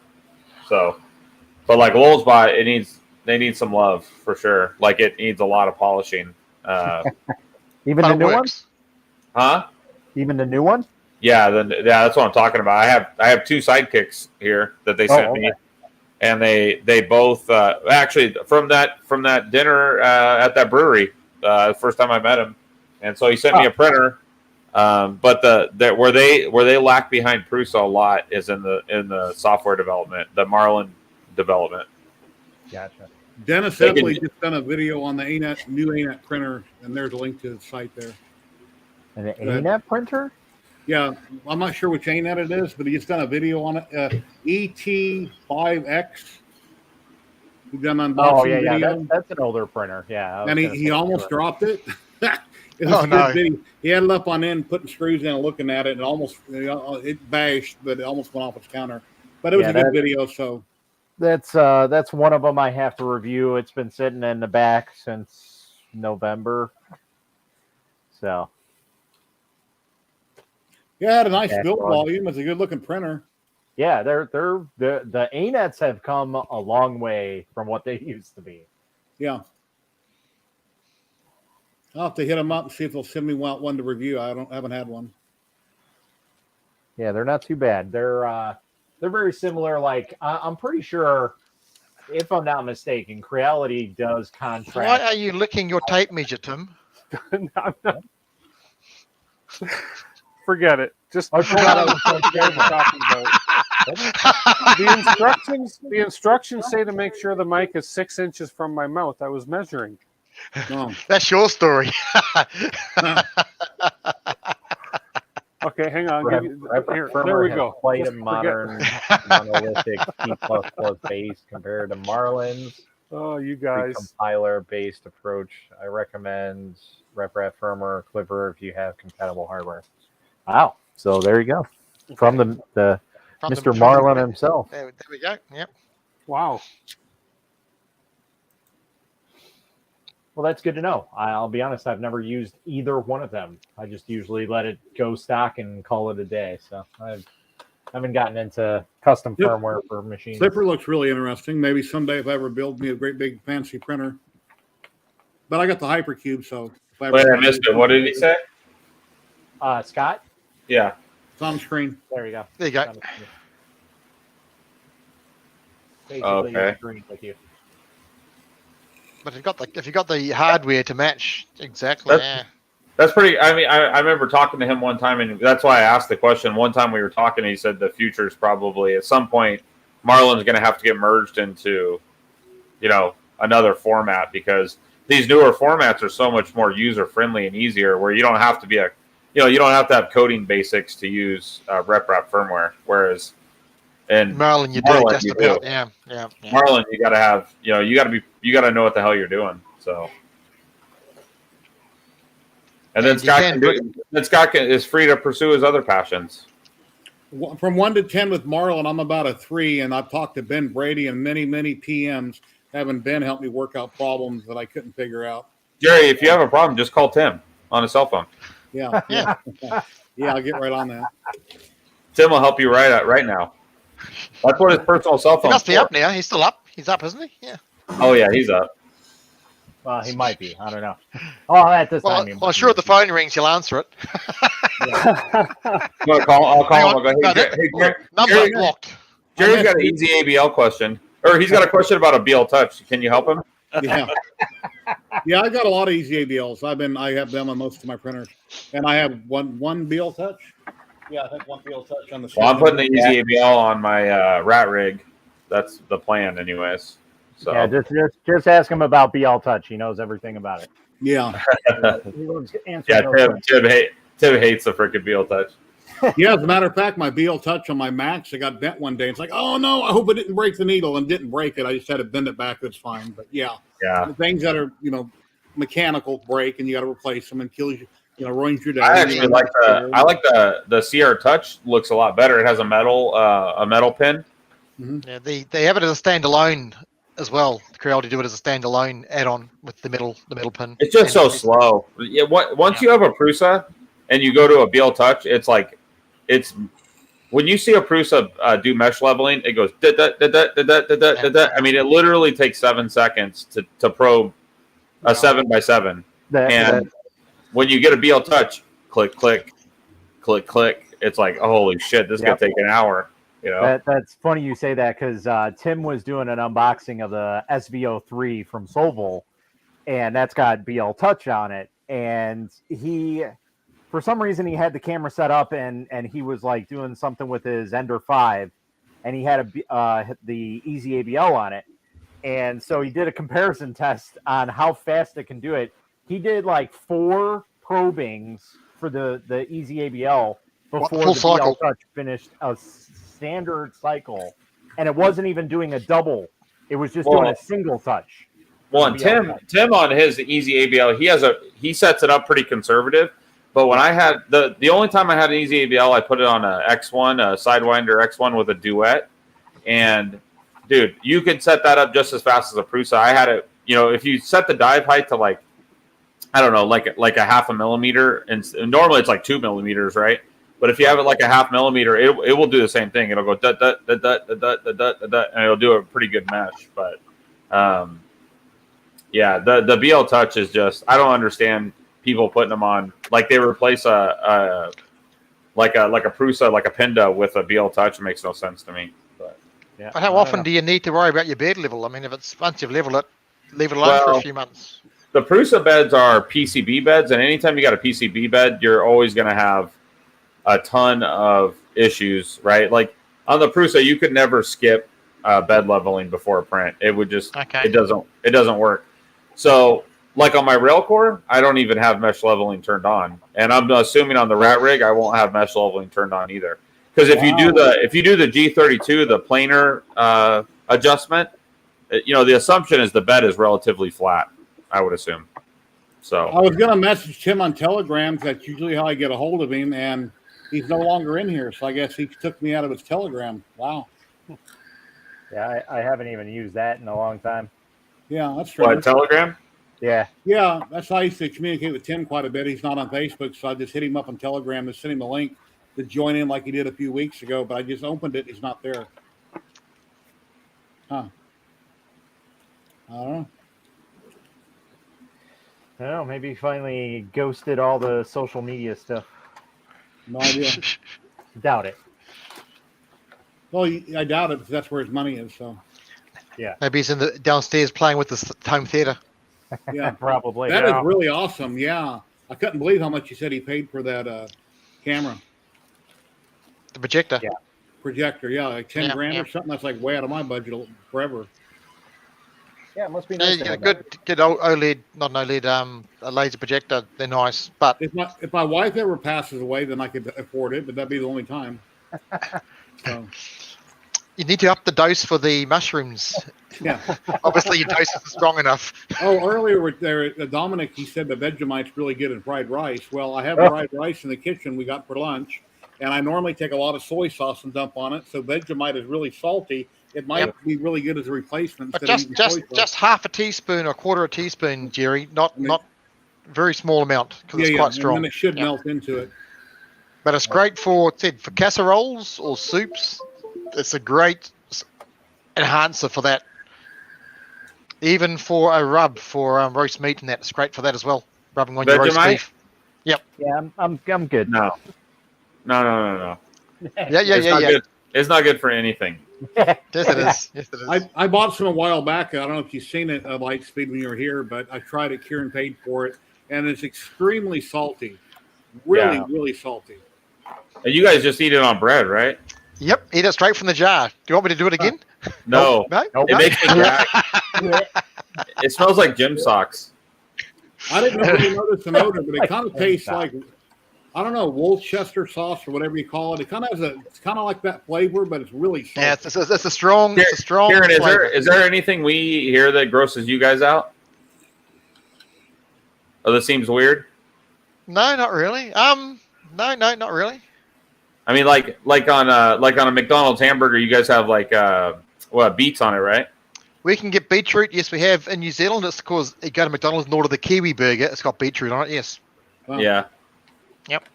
You guys eat pickles and all that stuff too? Yep. Pickles, pickled jalapenos, pickles, dill pickles. It's all fine. Yep. No problem. Yep. But don't forget, down here, we in Asia, you things like scorpions on sticks and spiders on sticks, roast spiders. So Trust me, that's not that bad down here. Jerry, I gotta take a break there. I gotta run. So I will. No worries, catch Tim. you. I'll see you guys all tomorrow. Are you doing the rat rig tomorrow? Yeah, starting the electronics Awesome. tomorrow. So We'll see you then. Take care, you wanna Tim. see me get shocked tomorrow. Thank you very much. Okay. Well, there's talk to you no later. meat. There's no meat in Vegemite, Scott. So you'll be safe using that as well. It's just purely extract from brewing. It's just yeast residue from brewing process. So there's no meat in that if you're vegetarian or vegan. Good stuff. Yeah. But it is an acquired taste. I must admit, it does grow on you. That's an understatement. And Jerry has been tried it on grilled cheese, and you can look I tried too it much once on on grilled cheese, and it doesn't spread very easy. And I got a little blob in one area, so when I made it and bit into it, it's like too strong in one area. If I could that's get it. Thinner. if I could get it to melt more like butter, maybe leave it. Well, it does sit out. It's in the cupboard, and spread it better. A paper thin layer, maybe it'd be better. Yeah, it's just a nice thin. Less is more for Vegemite, I must admit. I made my wife like a bowl. like none.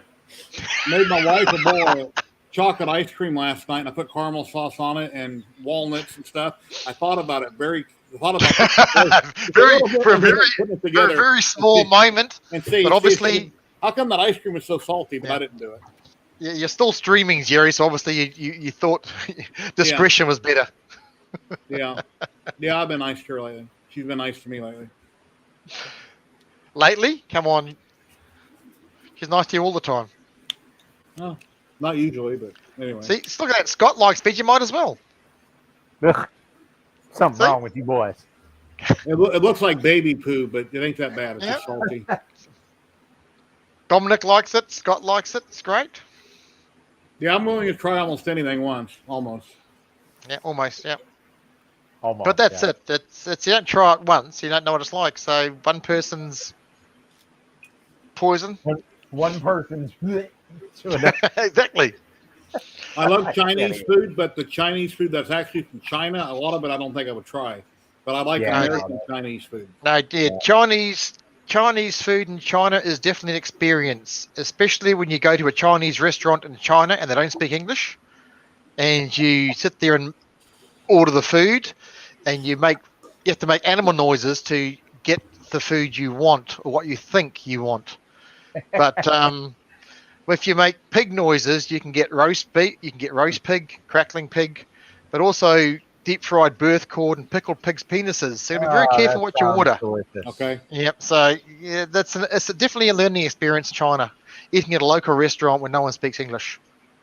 Well, I've been on job sites and I've talked to a lot of people that don't speak English that are Hispanic, and I talk with my hands a lot, so I can communicate by pointing or describing by using my hands. Yeah, but China's an interesting place to eat. Definitely, and Liam would confirm that. Yeah. He's been a lot of time in Asia as well. I've seen videos about whoopee and everything. People having animals disappear their dogs in certain places. Yep, certain places. That's it. North of Australia, you got Bali, and that's it. A lot of the meat is not meat from what you think it is. It's normally four-legged and goes woof. Yeah. They actually go around and hunt the stray dogs for that. It might be perfectly fine. I mean, somebody in some countries might think their cow is their pet, and we eat cows. So, I mean, it's just a different type of food. Well, that's it. In New Zealand, we have pet lambs all the time, but normally they're called mint sauce and rosemary for some reason. Not too sure why.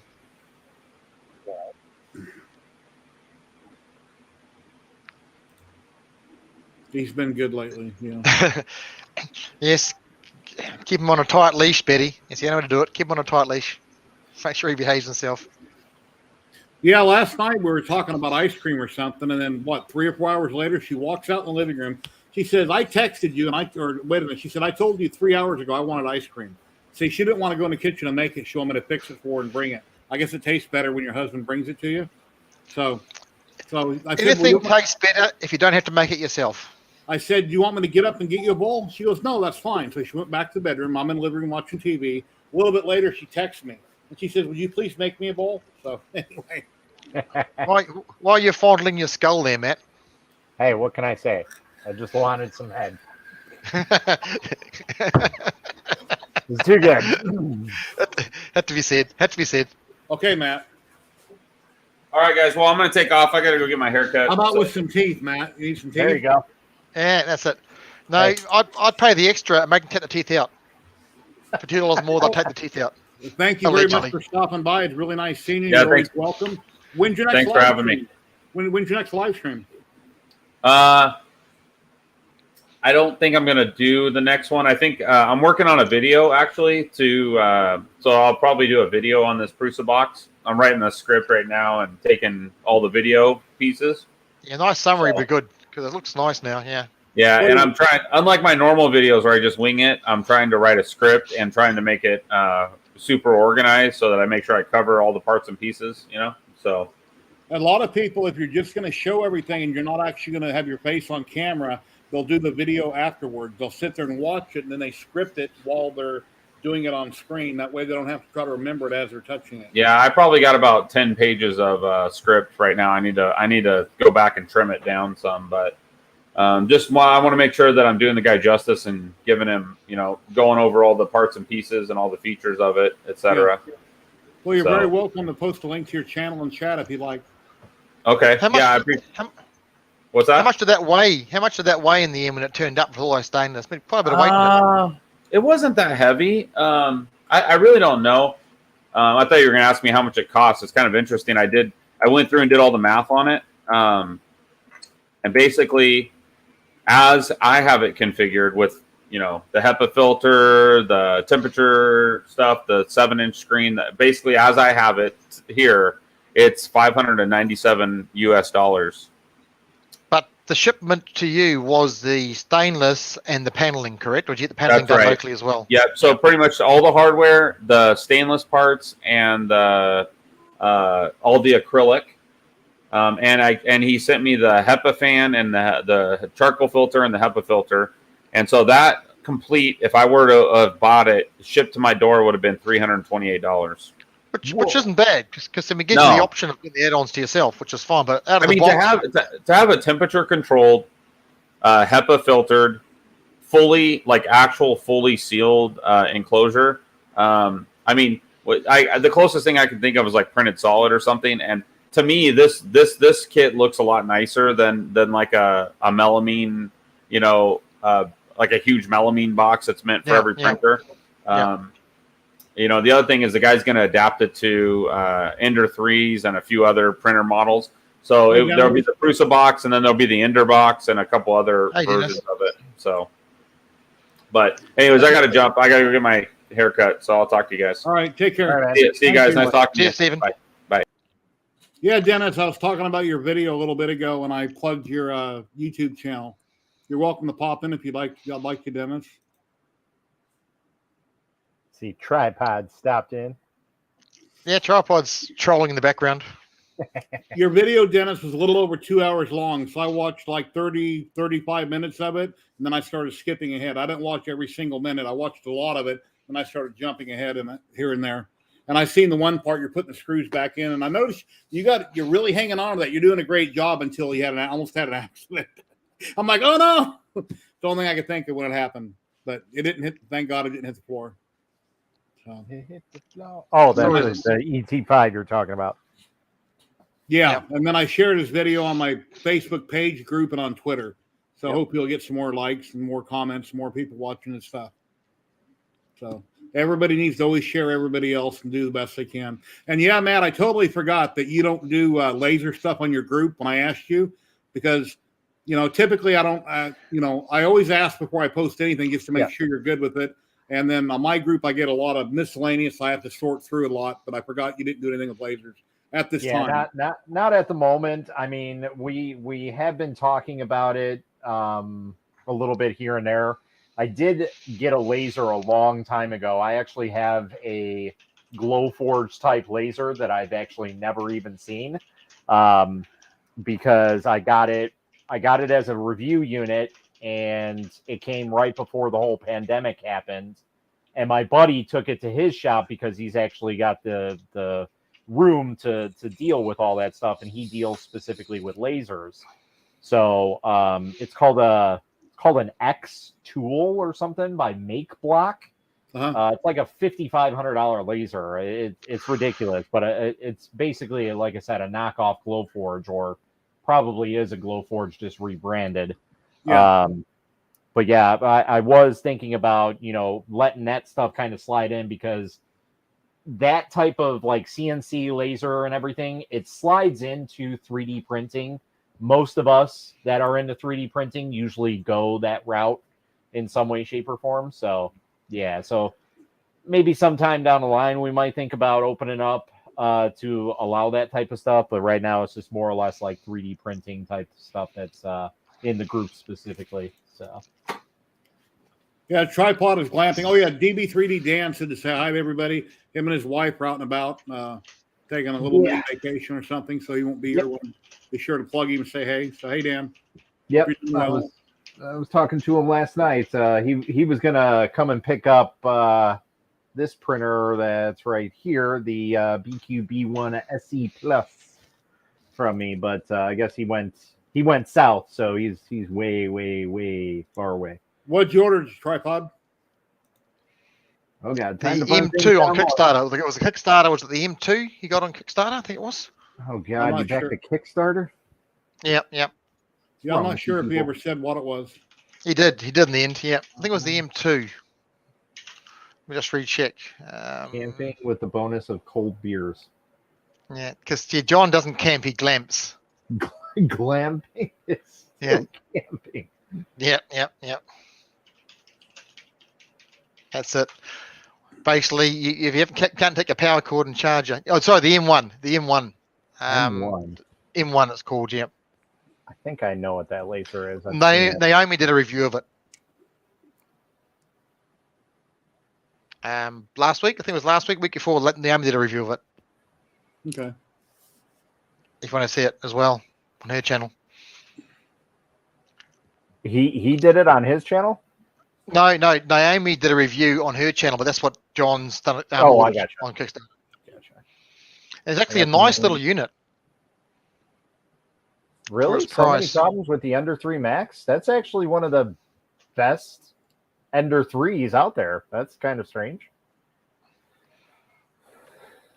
Let's see. Mini desktop. Oh yeah. Okay. That's a nice little laser. Yeah, it's a nice unit, and that's quite a good size. Share your screen map so we can take a peek. Or yeah, I can here, pull it up. let me share it. Give me one If second. not, or I can pull it up, whichever. Yeah, I'll share it right here. All right, go ahead. Okay. So yeah, if this is what you guys are talking about. My little fiber laser. All right. Yeah, it's a nice little laser there. It's got a lot of different things you can do with it. But it's got a nice small footprint, surprisingly, for the laser. Yeah. For its power. Yeah. Nice little fan there, and how many watts is it? That's what I'm trying to figure out. 30 watts at least, hopefully. It does say at the very bottom. At the very bottom. Scroll right down to the bottom. Yeah.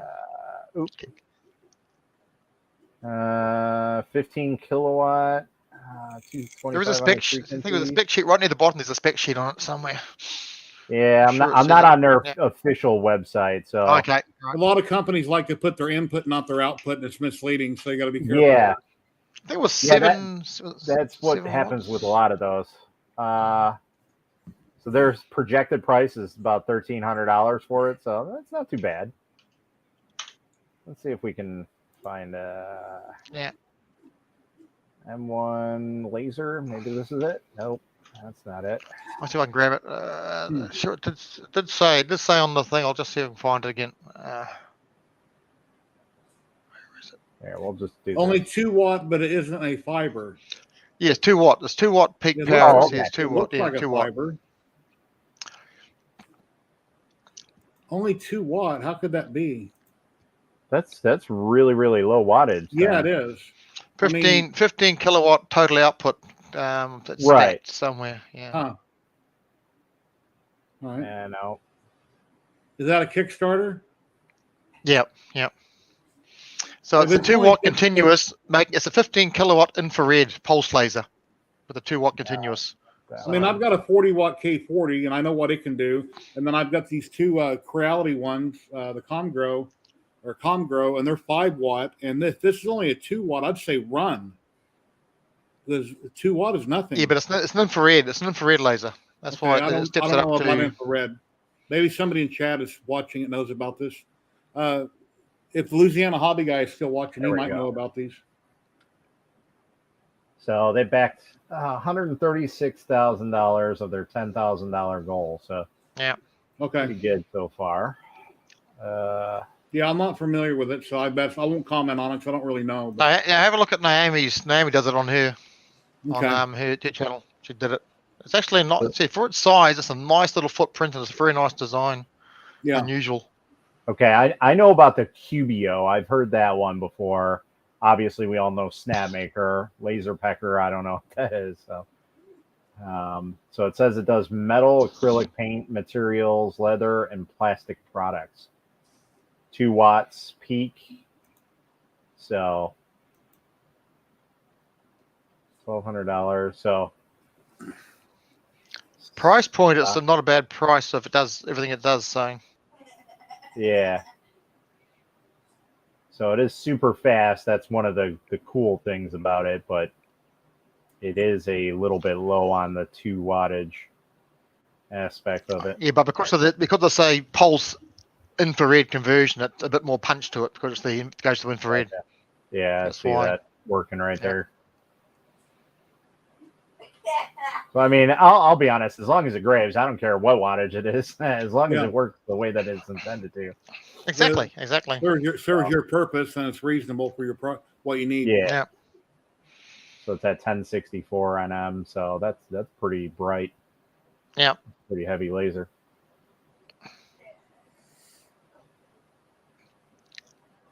Yeah, it's really optimized for hard stuff. So hard timber cutting, metal engraving. There you go. There was your business card they were doing right there, dude. Yep. Lots of them. Yep. And quick. Yeah, that's not too bad. Sometimes faster than other portables. I don't see why people would want to control something from a cell phone. Maybe they don't. I don't know. I prefer No, it's just the PC time. or It's just mobile. the cell phone there was using the timer to show you how quick it engraves. Okay. on the Yeah. video. I know, but it some, says 20 times faster. Yeah. But different materials. It would be a little bit better if they had a side-by-side comparison, but hey, you know, John wants something that sets fire to something that he can control. That's what John wants. He can control the burn for a change. That's what John wants. wants to feel the burn. No, he wants to burn something on purpose for a change. Well, if you want stuff to burn on purpose, just buy a Creality machine. That was too good. No, that's too easy. Hey, mine works fine. Mine works fine. And based on John's upgrade recommendations, I'm now running the Micro Swiss and the 40mm fan on it, so it's working fine. There you go.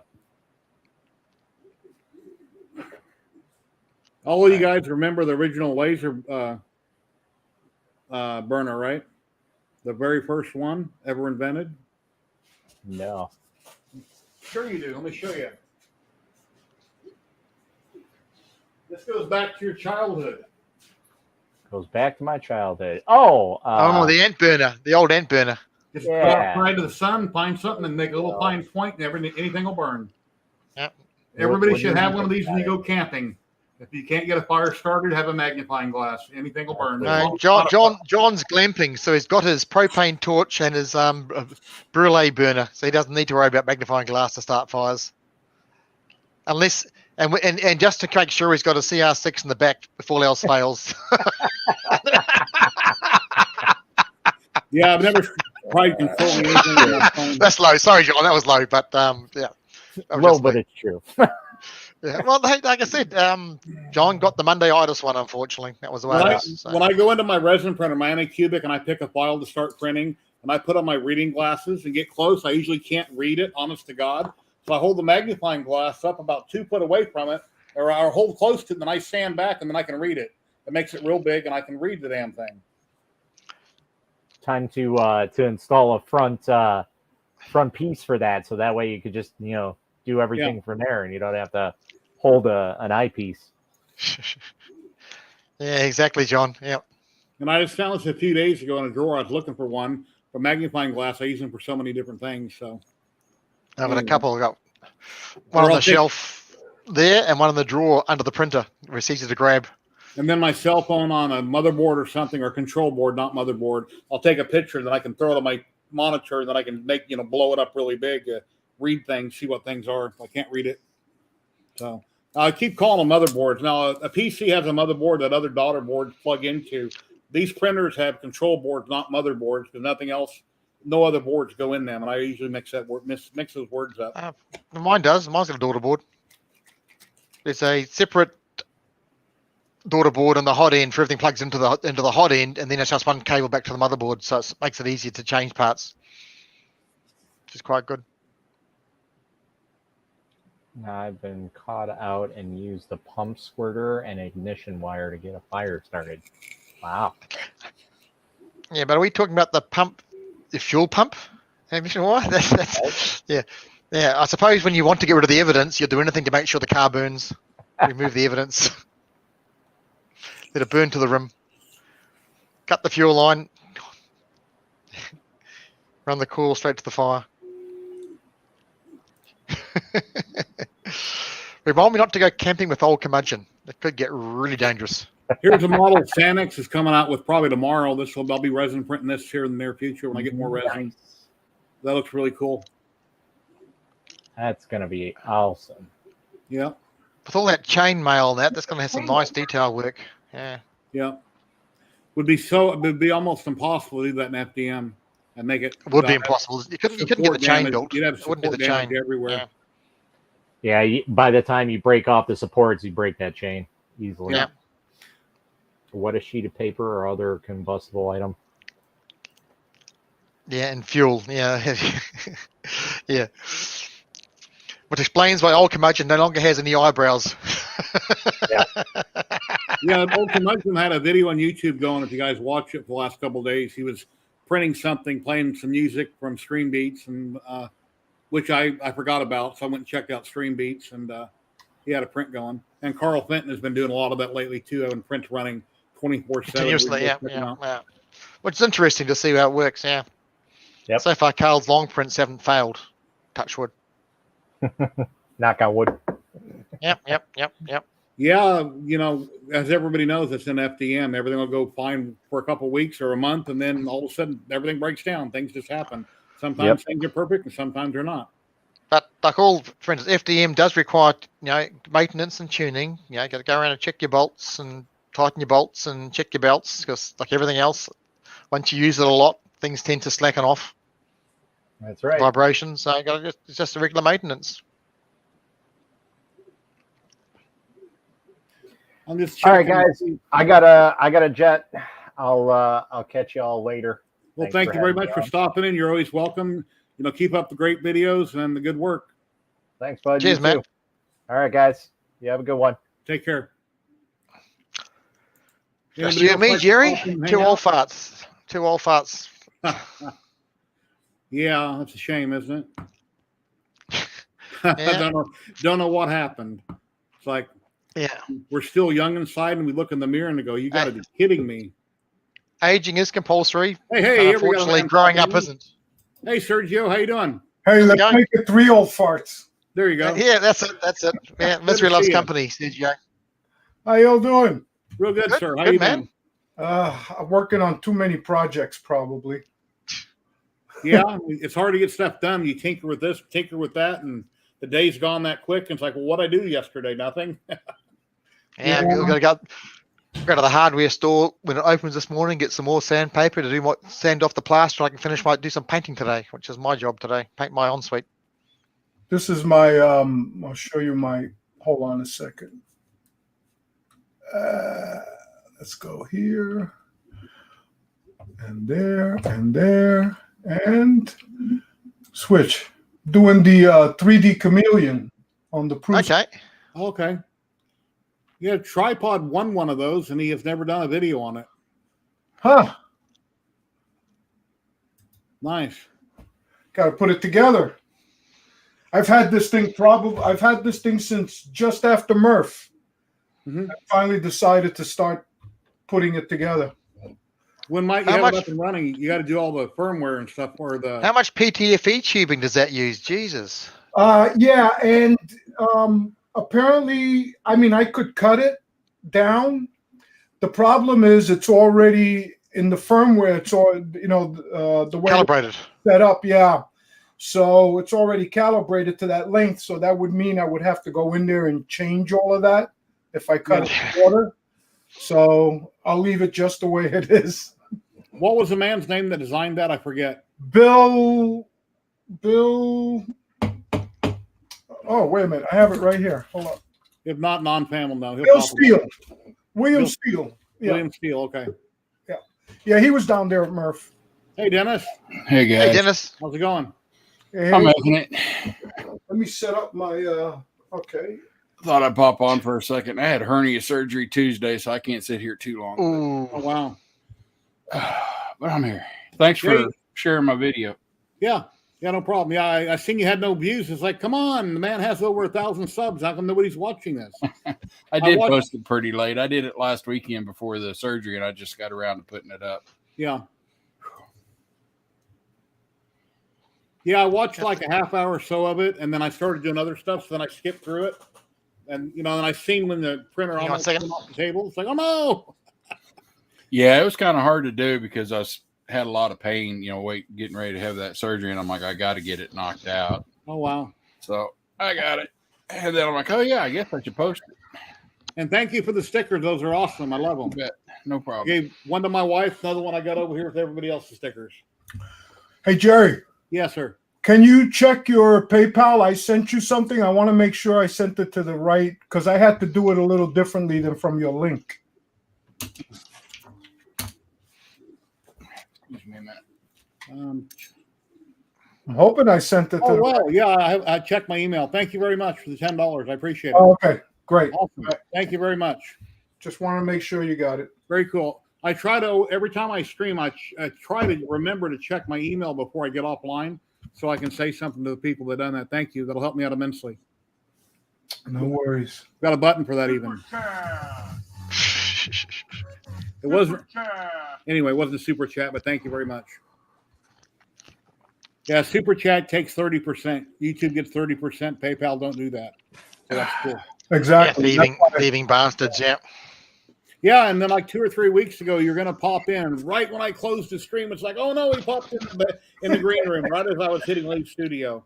So, but yeah, I'm glad you're on. You're always welcome. Thank you. Glad to be here. Old curmudgeon. What's he? They were just making crap because it was just me and Jerry left, and suddenly 2 more joined in. Thank goodness. The old curmudgeon had a video up. He was live streaming his build. I think it was yesterday, wasn't old curmudgeon? And he was playing Stream Beats music. And anyway, it's not up and running now, so the print must have got done. And then Carl Fenton has been streaming a lot of stuff 24/7 also. They like print the large. The other day. Uh-oh. Dennis dropped off. Fell off. You made it. Damn Comcast. Well, he said he had 2 this week. I have a lot. I had a lot of trouble with Comcast. I still occasionally. What I did was I bought my own modem.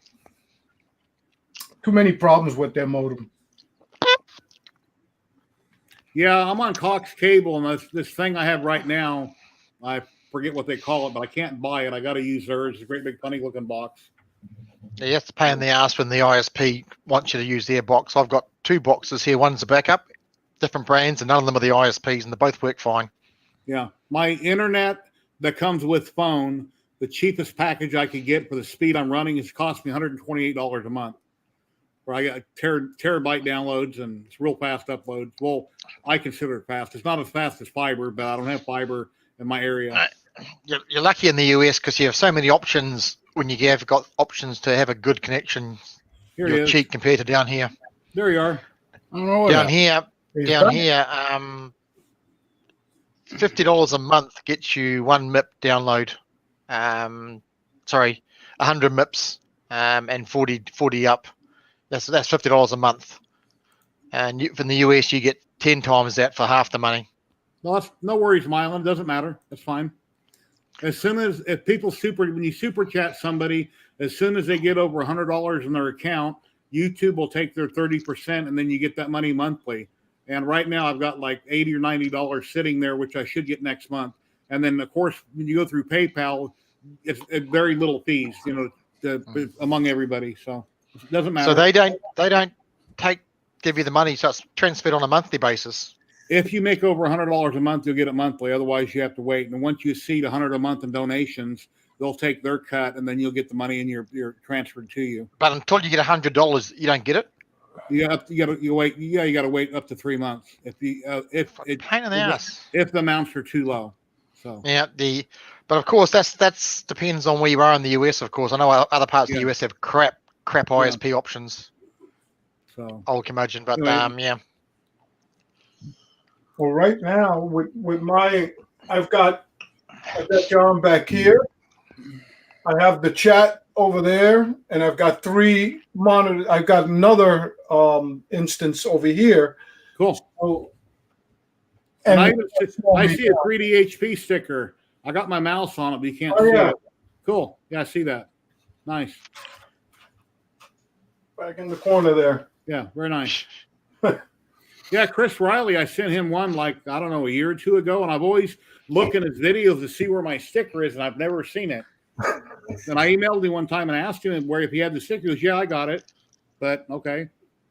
I don't know. Maybe it's on the floor. So he steps on it all the time. I don't know. And I got the few stickers I've been sent. I've got them all in the frame. So, hey, Kieran.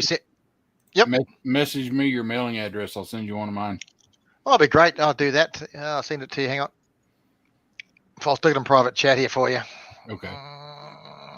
Let's see. Let me switch cameras real quick, and I'll show you Dennis's sticker that he just sent me. It's very nice.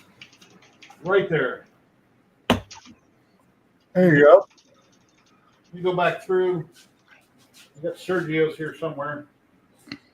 Well, drop your email in private chat, Dennis, and I'll email it to you easier than typing it in chat. Just drop your email in private chat there.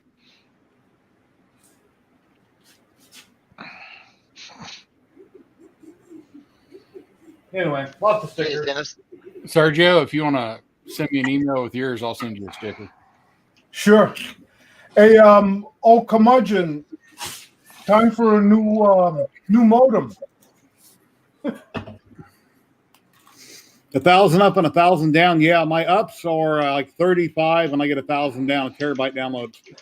But my ups aren't nothing. Hey, Big Mike, how you doing, buddy?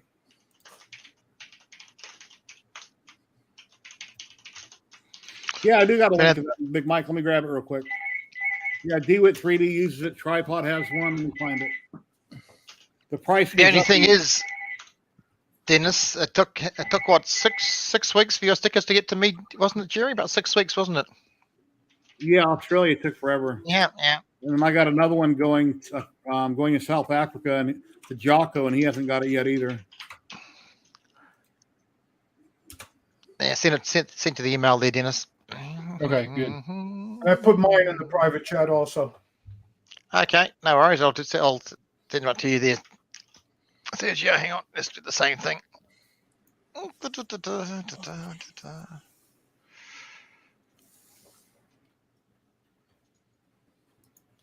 got that, Kieran. No worries. I can't see what's going on at the moment. I'm looking for something. I got a different screen open. Hey, Vince.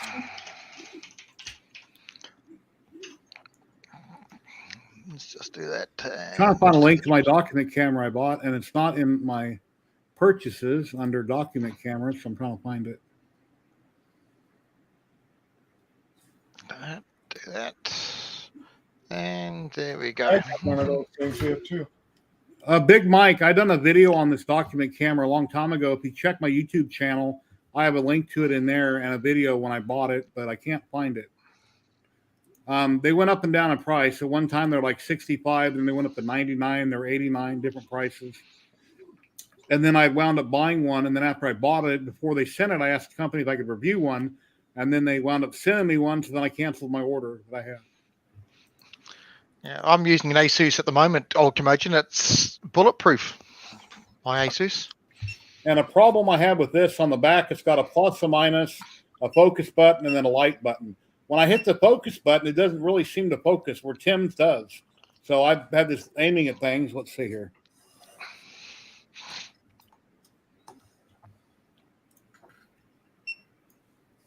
See, I'm hitting the focus.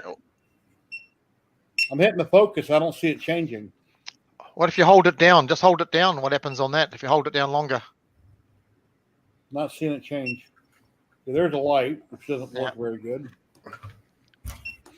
And then it's got a minus for the light brightness and a negative. Does a pretty good job, though. If you don't have the light on. Hey, Jerry, I think it's that one I just sent in chat. Private chat. Looks like it.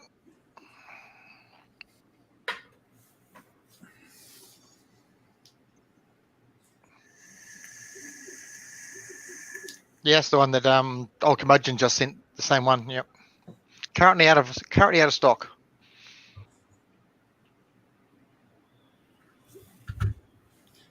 Let me grab a coin. I got some here on the desk. Let's see. See what I can do here. I have these in my china cabinet. My wife's like, "Why are these coins in there?" I said, "Well, I don't know why they're in there. Been in there forever."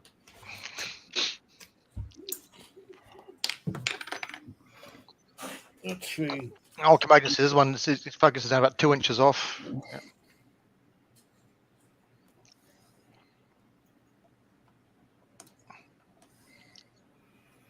Yeah, that's about what they're good, but for about 2 inches, old curmudgeon. Let's see. Actually, this one. Yeah, it's not changing at all. It's not doing anything at all, Jerry, at all. Now, Tim's does. I've seen Tim's on his screen. He'll hit it and it'll change. And Sergio's did as well. Yeah. Is it a longer press, Jerry? Did you try a longer press on the plus button? I tried a longer press. It doesn't work. Okay. Yeah. Oh, you have the same one? Yeah. Well, I don't know, but I've seen DeWitt use his, and I've seen Tim's works fine. Yeah, Tim's works fine. Maybe there's something up with the software. There's something I don't know. Maybe it needs to do a firmware update, and it must have some firmware update in it.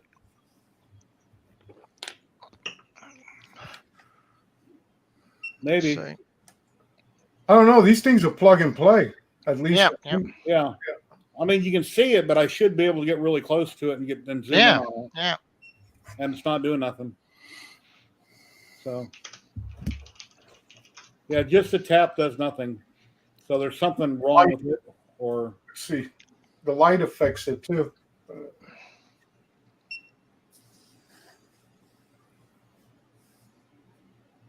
Right now, it's about 5 inches away. If I get any closer, let's see.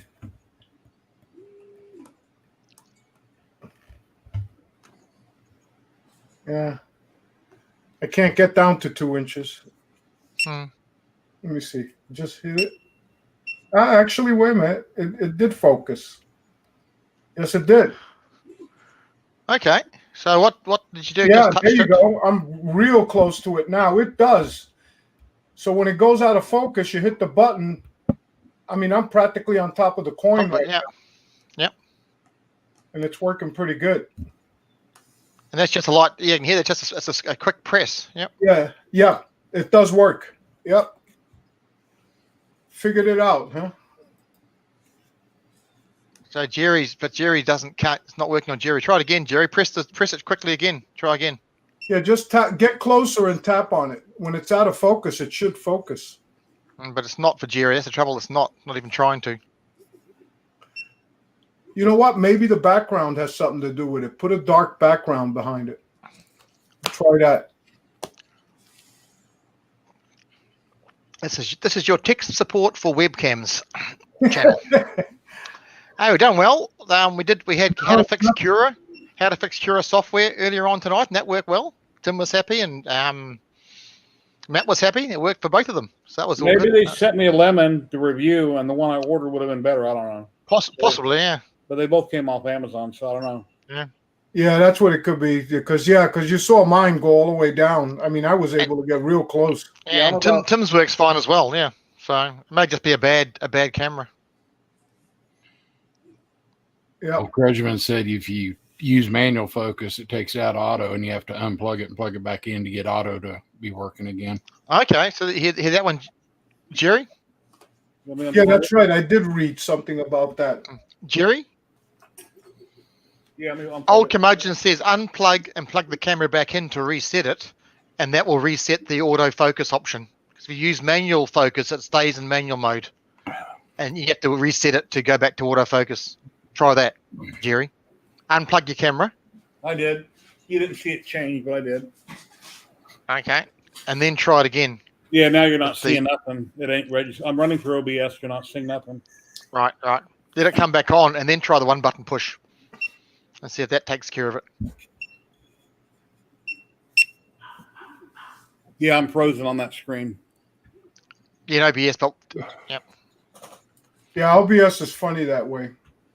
Sometimes when you disconnect something and bring it back, it won't work. You got to restart.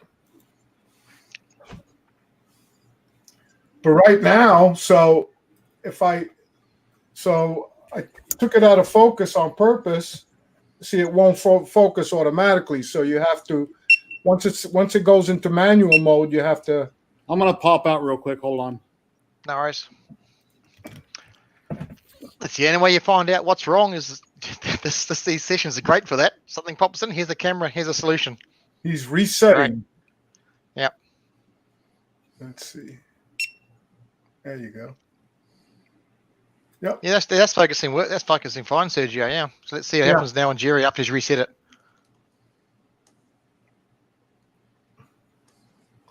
Oh, maybe Jerry did get a lemon.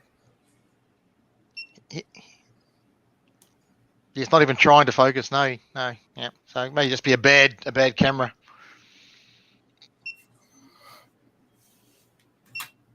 I'll contact the company and let them know that it won't focus. Yeah. That's it, because it's looks like it says on a reset, Sergio's working fine. We know Tim's works. Yeah.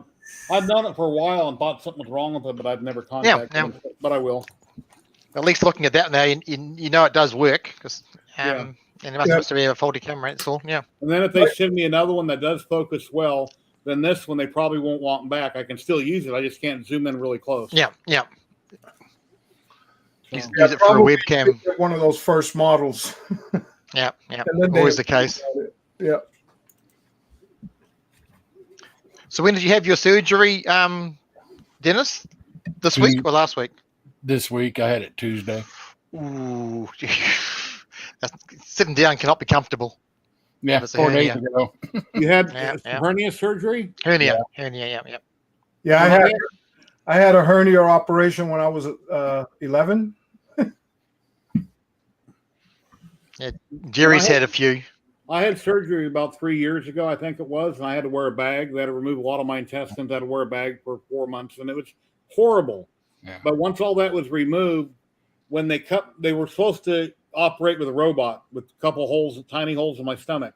When I woke up, they cut me down like a stuffed pig, like a foot long, straight through my belly button, all the way down my stomach. Well, anyway, all that area never healed back together. So it's a big, long hernia in my stomach, and I've always been the kind of person in the summertime when I wasn't as heavy, would take my shirt off, get a nice tan. I enjoyed sun work. But I can no longer take my shirt off, and I have a big, long hernia on my stomach. And then when the bag was removed, that area right there is kind of like a golf ball. Because I'm overweight, that area presses out like a golf ball, basically, because I need to lose a lot of weight. But so I'm all about hernias. I bought a band type thing off Amazon. It's like white, like a girdle. It's got Velcro, and a lot of times if I'm working outside or on my vehicle, I'll put that band on to hold that area really tight so I don't accidentally tear something. Damage something, yeah. That's what I'm wearing right now. Yeah. The skin grows over, if anybody doesn't know, but your muscles aren't reattached. So, almost anything could puncture that skin, and there's nothing to stop it. There's no muscle there. I tried to get him to go into the shop vac while they were in there and kind of clean it out, but they wouldn't go for that. So yeah. So all I need now. I've got the girdle. I just need an excuse. I had a hernia. That's why I wear my girdle. Now I'm good. It's not as bad as shoulder surgery I had in February, but I'm ready for this year to be over. Now, surgery is not fun. I had my prostate out last year, and that was done with a robot, and that wasn't much fun. So, but I'd rather have that out with its cancer gone than have it in there. Trust me, it was 2 choices out. Wow. I told the doctor it's coming out. So, easiest way to do it. Yeah, they gave me two choices for surgery, one less invasive. They said, but you end up usually having to get it done again. I'm like, this will be second surgery this year. Go for it. Just do whatever. Yeah. I don't want to have to come back. Do it. I don't care if we're in there for hours. Just fix it and get it over with. So yeah, when they put the bag on me, it was so close to my incision where they cut me open, it kept getting infected and having infections, and then down by my belly button where it was all stitched up, that wound up getting infected. And then when it finally went away and I got better, it kind of covered up my belly button. So I can feel it, but you can't see it. You can't see my belly button, but I can feel it under my skin. Anyway, so you're one of those strange alien people with no belly buttons. Yeah. And he's back. I'm at your back. How you doing? Back. Sorry, my internet went down. Reasons why you don't want to have a printer or a laser cutter or anything else that's internet or cloud based only. It's just that Glowforge is a pain in the ass for that. Yeah. Yeah, you need to be in control, not everybody else. So No, and Cheetahbox going that route too looks like for some of their stuff. So yeah, it's just going to be so frustrating having to do that, have that option. Cheetahbox, the free version works perfectly fine. I have the pro version free for a year because they sent it to me to try out because I stream and do videos. But the free version is perfectly fine. Congrats on your latest win, Matt. Oh yeah! No, congrats on Louise's latest win. Yeah. You got room for another FDM, Matt? Not really. No, and it's not your preferred brand either. So what's the world coming to? I don't know. People keep giving me, printers, and I don't know what to do with them. I never win anything. Well, I know what I tell a lie. I did win Jerry's sticker giveaway, so that was okay. So I did win something. I mean, I'm moving anyway soon, and then I should have some more room where I can put them up. So, Are you gonna get a bigger house or just moving suburbs or what? Bigger house. Yeah, that's all. The basement. I don't know. Whatever we get,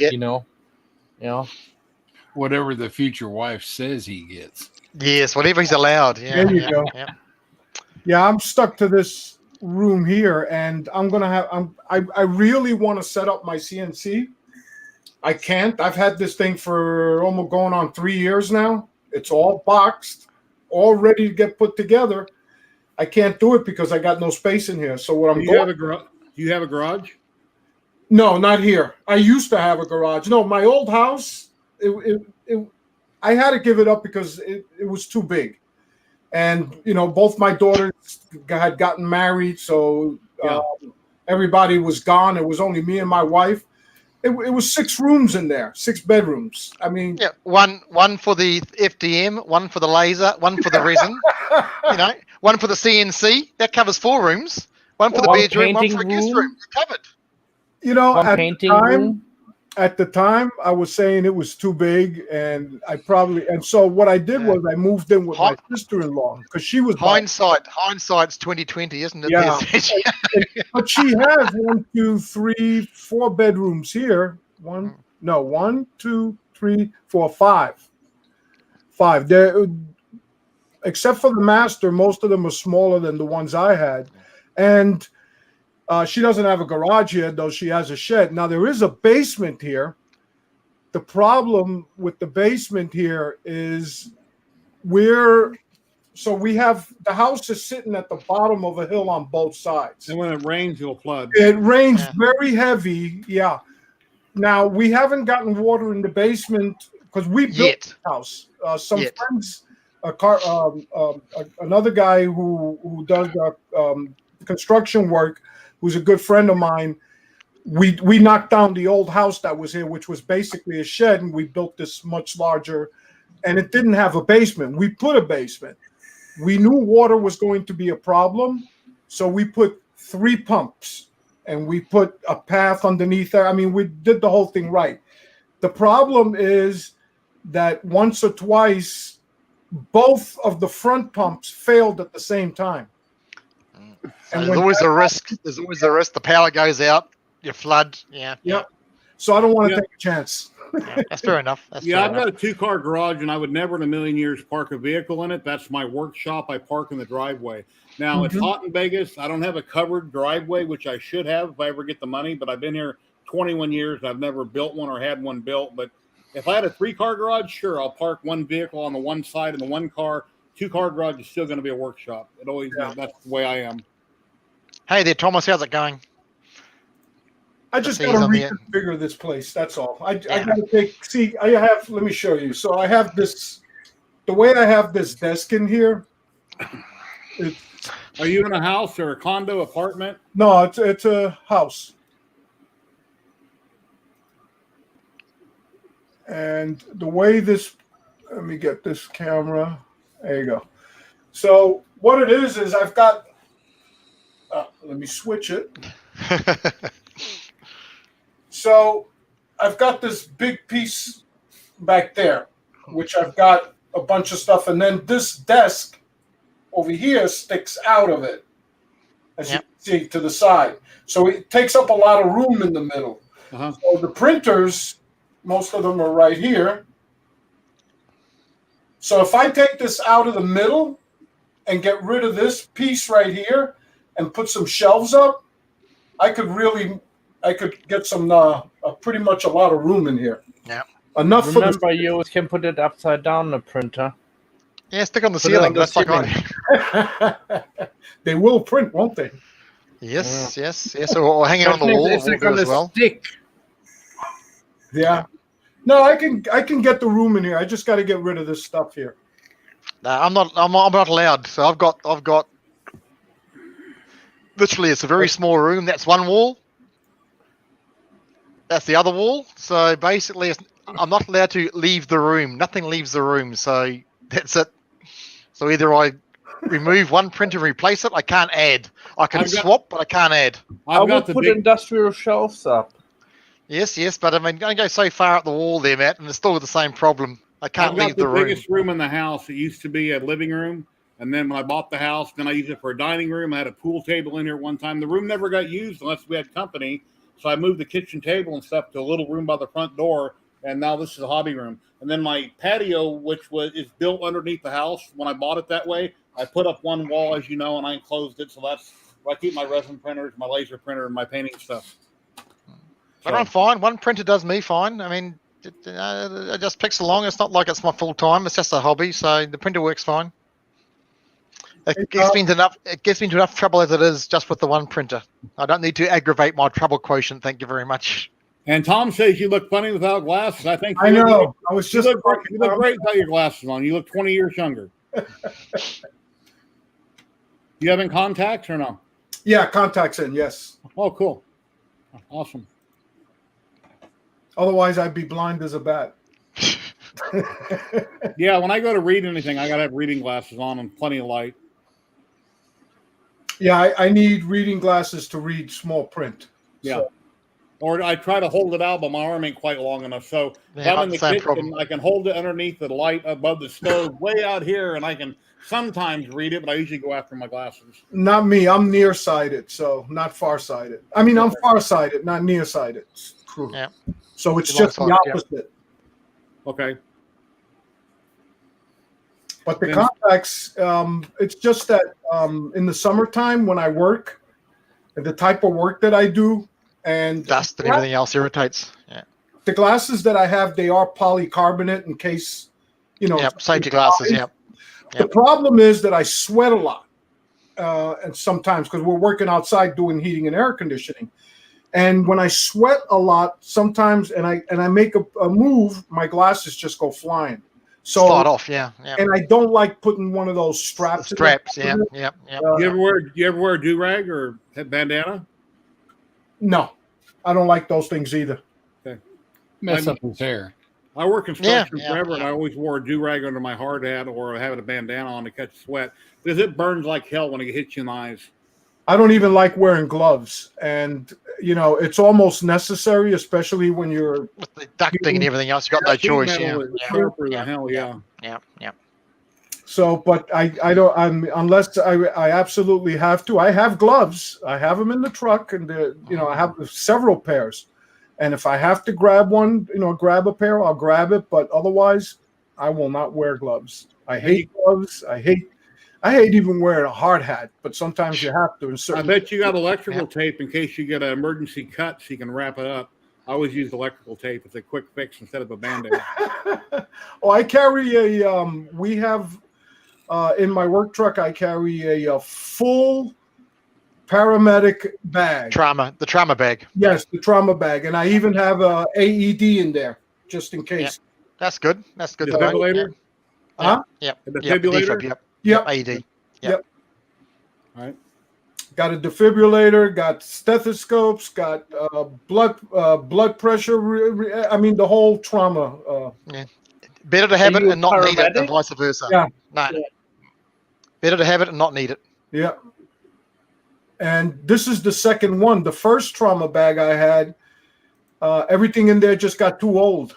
And I said, well, instead of replacing everything inside, I was just going to go ahead and replace everything. I said, no, let me just get the larger bag. So I got. But it's cheaper. It's cheaper to get the whole kit than have to replace it piecemeal. That's what they make the money on. The extra replacing all the consumables and everything at the same time. And the expired stuff. Yeah, it's easier. Yeah. Yep. It's almost cheaper. Yeah, it is much. Yeah, it is cheaper. It is cheaper because the gear normally is much better. Mm-hmm. Yeah. Only some of it. Hold on. I will be right back. Okay. Give me a minute. I'll be right back. Let me quiet myself down here. Silence. Nah, I won't. Be right back. That's fine. Mr. Lama, would you like to pop in and say, hey, you're very welcome? Found out last week, and I think he had company and couldn't pop in. Yeah. Hey, Vince, how you doing?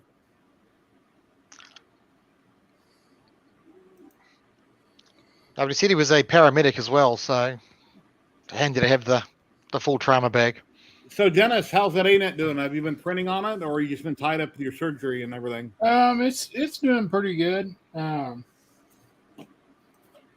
did this clock spring vase on it right off the bat. The jewel vase. Yeah. Yep. I did the jewel ball. Yeah. Yeah. Yep. And then I printed one of those little trash cans, and a friend of mine stopped by to check on me. Like, oh my God, I got to have those. I think I'm on like trash can number 10 or 15 Yeah. now. Oh, cool. I mean, we take the piss, but the clock spring models for printer tests are great because they do. If you can do a clock spring, your printer's tuned. Yeah. So I think I'm on like the 10th one of those trash cans because everybody wants one now. So it's just been doing that nonstop. And then I upsized one. I've got a bigger one. That's the upgraded trash can with the two piece upgraded trash can. Yep. Every time I print these, and then I went to one of my main printers that print everything perfect. Whenever I do those honeycomb holes, I always have damage. Now, I'm printing this with no supports like you're supposed to. Right. But, the first one that I did this on the Kaibu Max. You see, I got a lot of them that are damaged. I had to pick it out. It's still functional and works. And then on this one, as you can see right here, the bridging broke on it. So, I mean, they're printing almost perfect, but a little. I haven't tried that yet. No, it's on my list. Because he's redone that one now with more adjustment points on that one now. So he's added extra adjustment points for the planetary gear one. Mm-hmm. Let me unscrew it and show you how it prints. Prints like this, and then you simply just pick it up off the bed and fold it up, and it goes together. Mm-hmm. But because this prints sideways on those honeycombs, I keep getting some damage on them. Really irritating. It's unusual because the honeycomb stuff, and pretty much all his large models, he has honeycomb on it somewhere. Either a pattern or a shape, because his stuff's just so great. 5% infill. My layers in S3D were 644, so I'm not skimping on plastic or layers. 5%. Kick your infill up slightly because with those honeycombs, there is very little strength on it when it does the opening. Try increasing your infill on that. That's all. Because there isn't much holding those honeycombs apart at 15%. Okay. Or 5%, sorry. Kick it up to at least 15. Yeah, Liam, he's doing something to do with astrology today, so he's tied up. yeah, some astronomy event today. Yep. He popped by in chat a little bit ago. Originally I thought he was at the doctor's, but he said he wasn't. So He's something out, with astrology. he's out barking at the moon. Yep. Yeah. Yeah, so far, Jerry, it's been working pretty good. Very cool. I printed a bunch of stuff, and then I put some solid bed mounts and a spring sheet from TH3D, and then I'm like, oh, heck with it, and I installed Marlin 2 on it. And then kicked right back to printing like a champ. So Yeah, I noticed in your video you said that you need to put Marlin on it. Well, it had Marlin on it. It just didn't have Tim's version of Marlin that he modified. well, it's got ANET software. Oh, the firmware is ANET? It's not Marlin? Yeah, it's ANET. It's ANET's. All the ANETs come out with ANET software. I never heard of firmware by Oh, ANET. firmware. Yeah, they have their own firmware. Oh, I didn't know that. Okay. Yeah, I've got quite a few ANETs. I like ANETs. It was my first printer. And Tim hasn't built a version yet for the ANET ET4s and 5s. He says he's going to. I was chatting with him the other day. He just doesn't have time. There's a different branch. I actually went to Dr. Vax's page, and he's got a nice little video on doing the upgrade to Marlin. And then there's a bootloader that you can put on them, and then a version that works with the touchscreen and everything. And it looks really nice, and it's pretty functional. It's not as easy, in my opinion, as the TH3D. Does it have a 32-bit board in it? Yes. Then it shouldn't need a bootloader. It's ANET. Okay. You have to use a programmer to put the bootloader on it. Huh. Or you can program straight from this and not put a bootloader, but why wouldn't you put a bootloader on it? Yeah. So, yeah. Yes, it's a bummer that Mr. Shapiro had to change his channel name. Yeah. From Dr. Vax. Yeah, it was a bummer. The time zone, that's a shame. But he was copying so much grief for Dr. Vax. He does really nice videos. He's very professional. His stuff is, he steps through it and he covers every single step piece by piece, which is why I like his stuff as well. And his forums are quite good as well. For some reason on YouTube, quite often I go to somebody's channel and it says I'm not subscribed, but I have been for a very long time. So I don't know why I'm being unsubscribed randomly, and I stumble across it and have to re-hit the button. Yeah, it didn't make any sense. Vince.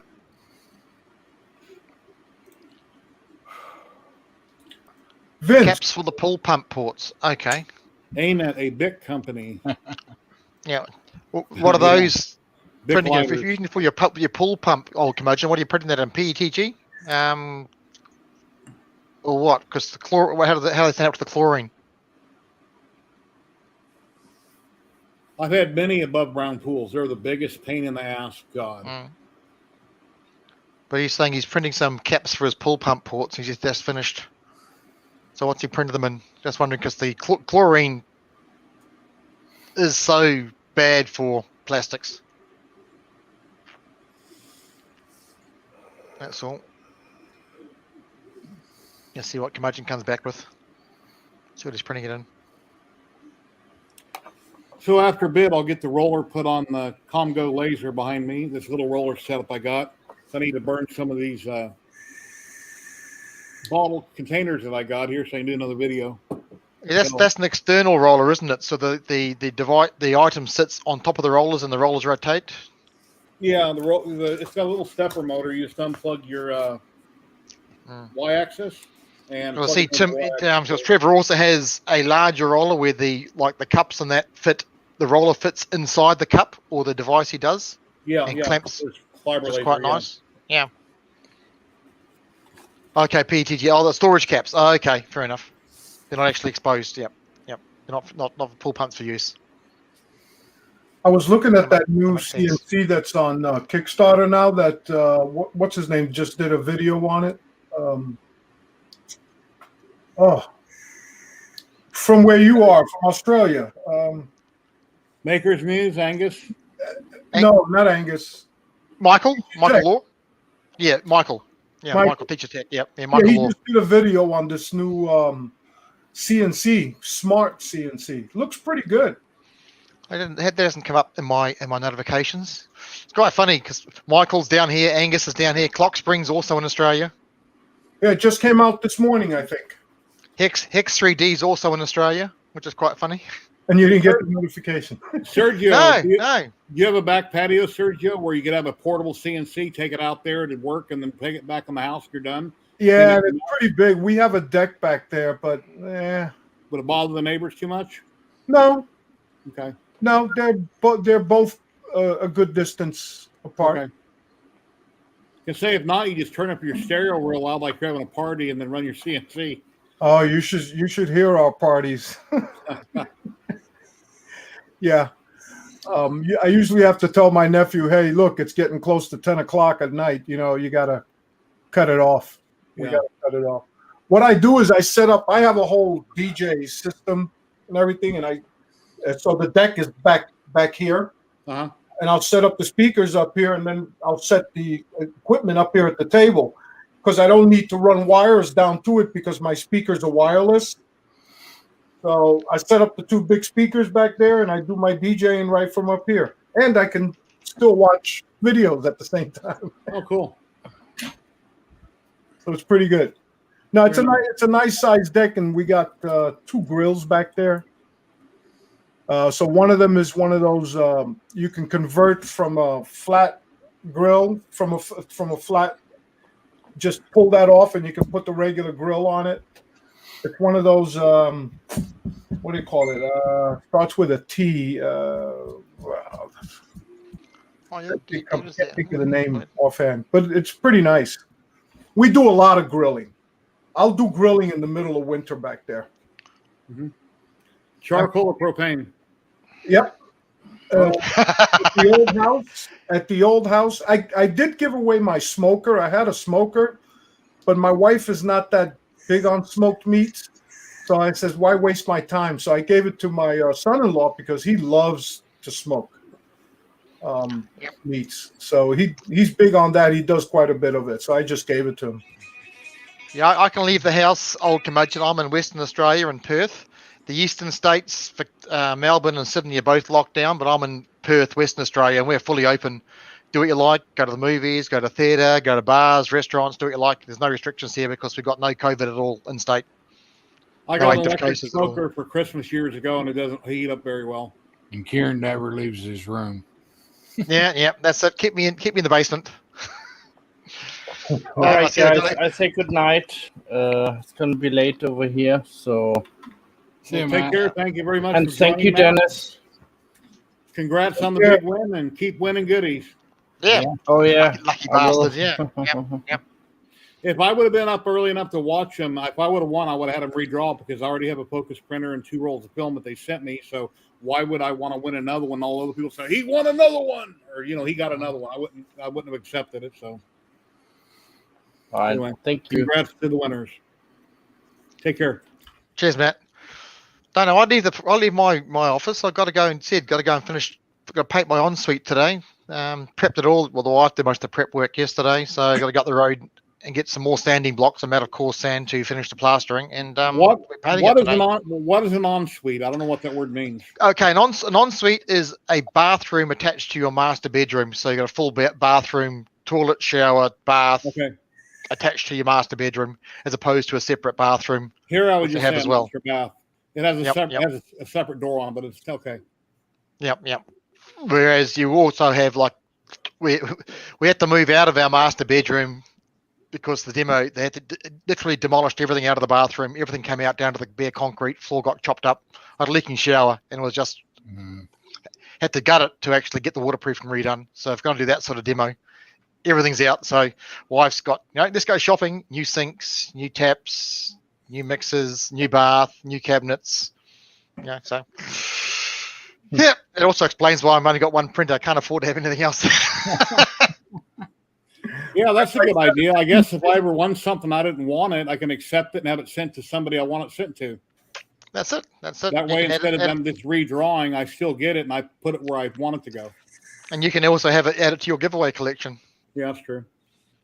Now, mind you, your last giveaway, you had an awful lot of giveaways on your last one. I must admit, that was an awful. That was a lot. Yeah, it kind Which of is got great. carried. I wanted to have a good handful at 2,500 subs, but it got carried away. And then other people said, "Well, hey, can I donate?" Or I donate, and it just got bigger and bigger and bigger. But that's fine. That's fine, and that's great. There was exactly only what you one want. person that never collected his prize. Whoever it was that won the $100 gift card from Tony Chambers, a credit towards STL models, never claimed it ever. So it just kind of disappeared. So I don't know. Unfortunate. Yeah. All right, guys, I got to go find a different position to be in for a while. So No worries, Dennis. All right. All the, Thank you all for the best, joining. and Appreciate get it. well soon, Dennis. Good night, Have a Dennis. great day. good to see Bye-bye. y'all. Bye.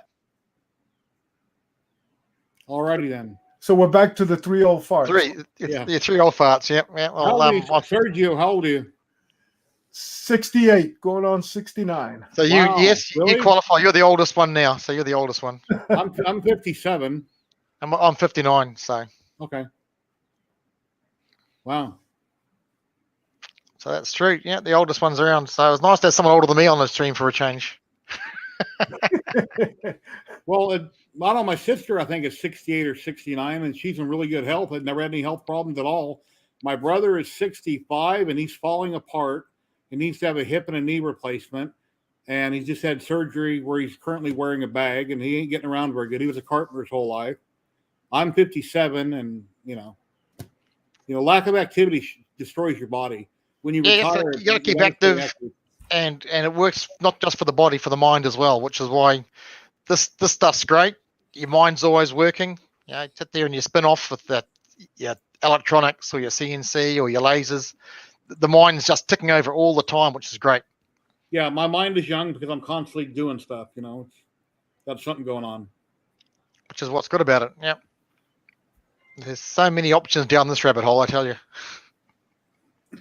I tend to forget names and stuff like that, but it comes to me later. That's the annoying thing. Comes to me. That's who it was. Yeah. I have to think about it for a while. I worked for one of my bosses for many years, and one time I went up to talk to him, and I stood outside of his office for 5 minutes trying to remember his name before I walked in the office. I just couldn't remember his name. I've known him for years. I see him every day. And if he signs your paycheck, you just think you remember. Yeah. Crazy. At that point, all you do is go in and say, "How you doing, sir?" Yeah. Hey, I call everybody, "Hey, buddy. Hey, buddy." That's kind of what I say. "Hey, buddy." And he'll say, "No, just call me so and so." Okay. Careful, red light. You'll get to this age at some stage if you're lucky. And then whenever we go out, my wife says, "How come everybody calls you boss?" "Hey, boss. Hey, boss." I hear that all day long, wherever I go. So, I don't know. Anyway. Well, we've been streaming for 3 hours and 7 minutes. Didn't quite make it to 4 hours, but if no one's going to pop in, I'll give it a minute. If anybody wants to drop in, I'm going to end the stream if no one wants to drop in. That's fine. Yeah, that's good. It's been useful. Here's the link. You've determined your document camera definitely has a fault. Yeah. We sorted out Matt's and Tim's issues with Cura, so that was another win. So it's been a good stream. Yeah, I'll see if the company wants to replace it. They did send that out free of charge, but yeah, it needs to work. So yeah, you got to keep that grey matter ticking over, Milan. Otherwise, it just vegetates. That's it. And when I email them, I'll be sure to let them know. 1 second, red light. I'll be sure to let them know if they're going to send me out another one. That I'll let everybody know online that they were an up and up company and sent one right out and plug them. So, hey, red light, how you doing? Hey, I'll get that old if I slow down and quit working so much. Well, what you're around 48, 49, aren't you? He's a youngster. I'm 40. He's a youngling. A youngling. 49, okay, you're right there. That's it. But that's you just got to keep active physically and mentally. You need both of them kicking over. If the brain's not working, that's it. What is that you're working on? I'm not working on. I'm tearing it apart. I scrap computers for the gold. If you can't Yeah. what that pile is. Jeez. Yeah. I keep adding to it. Yep. And the pile does change. We have noted the pile of stuff does change. It's not the same pile every day. So when are your days off? When do you do other stuff when you're not scrapping? Never. Never? No, I worked this morning at my regular job where I run a crane, but I ran the scale this morning. And then when I got home, I went and donated plasma. And then when I got done doing that, I came out here and started working. I've been out here ever since. I did get the resin printer going, though. It's inside printing right now. Oh, cool. After I replaced all the LCD screen and all that, I'm just seeing if it's going to work right. And then tomorrow, I will work out here if I have time, but I got to go run some more network cables and do some more cameras tomorrow. So, no, I don't normally get a day off unless I choose to. I hope you've kept your fluids up. If you did plasma donation, you got your fluids up. Don't you passing out midstream? I printed this on the anti-cubic, but I had to tilt it sideways to get it to fit at 160%. And when the head's on, here's what it's going to look like. What? Where'd you get that file at? Colts. It was like Colts $11. It comes with a clown from Spawn and then this bust. And then there's 3 different heads for the Spawn, and the base looks like. Here's the base for it here. It's got skulls on it all the way around. That's for your son again, isn't it, Jerry? I'm making this for my son, yeah. That'd be cool. I like to print that a lot smaller and then sand cast it in silver. I think that'd be cool. And then I'm doing the head at 500% on my CR10 behind me. I'm printing that at 500%. That's pretty cool. No, I'm tired now, but I just keep going until about 10 o'clock. I'll go inside and go to bed by midnight. That's your garage? Yes, I'm out in the garage now. Oh, this ain't nothing. I got more behind me. You just can't see it. I don't. How'd you find your crackers there, Vince? He had some Vegemite on his Ritz crackers yesterday. So how'd you find it? Wow, crackers are salty with something salty going on top. Ooh. That's it. But some people like the salt. Yeah. No, I drink plenty of water and stuff when I donate and stuff. So you got no choice. Yeah. I've done it twice a week, probably for over 10 years. I've been donating plasma. Okay.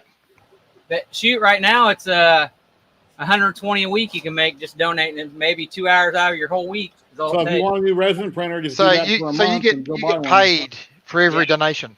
Yeah. Your first visit right now is $20, and your second is $100. And then they give out coupons where you can even get more than that. Over here in Australia and in New Zealand as well, donating is voluntary. There is no incentive. There is no cash, and they're always desperate for donations. Well, blood, it's that way, but plasma, you get paid to actually donate. Okay. There ain't no sense of quitting now. I've been doing it for so long. I'll quit eventually. Which parts for the most gold? Which parts? Your RAM.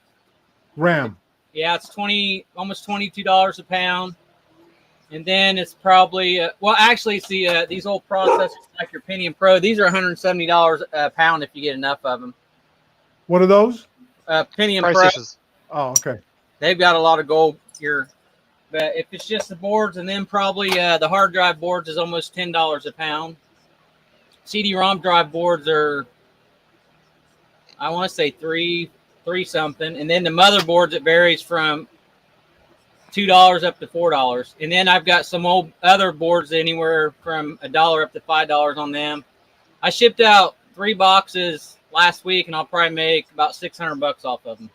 So. Okay, so you don't do the processing yourself. You take it all apart. No, you got too many chemicals involved, and I don't want EPA knocking on my door, and then you have to expose them.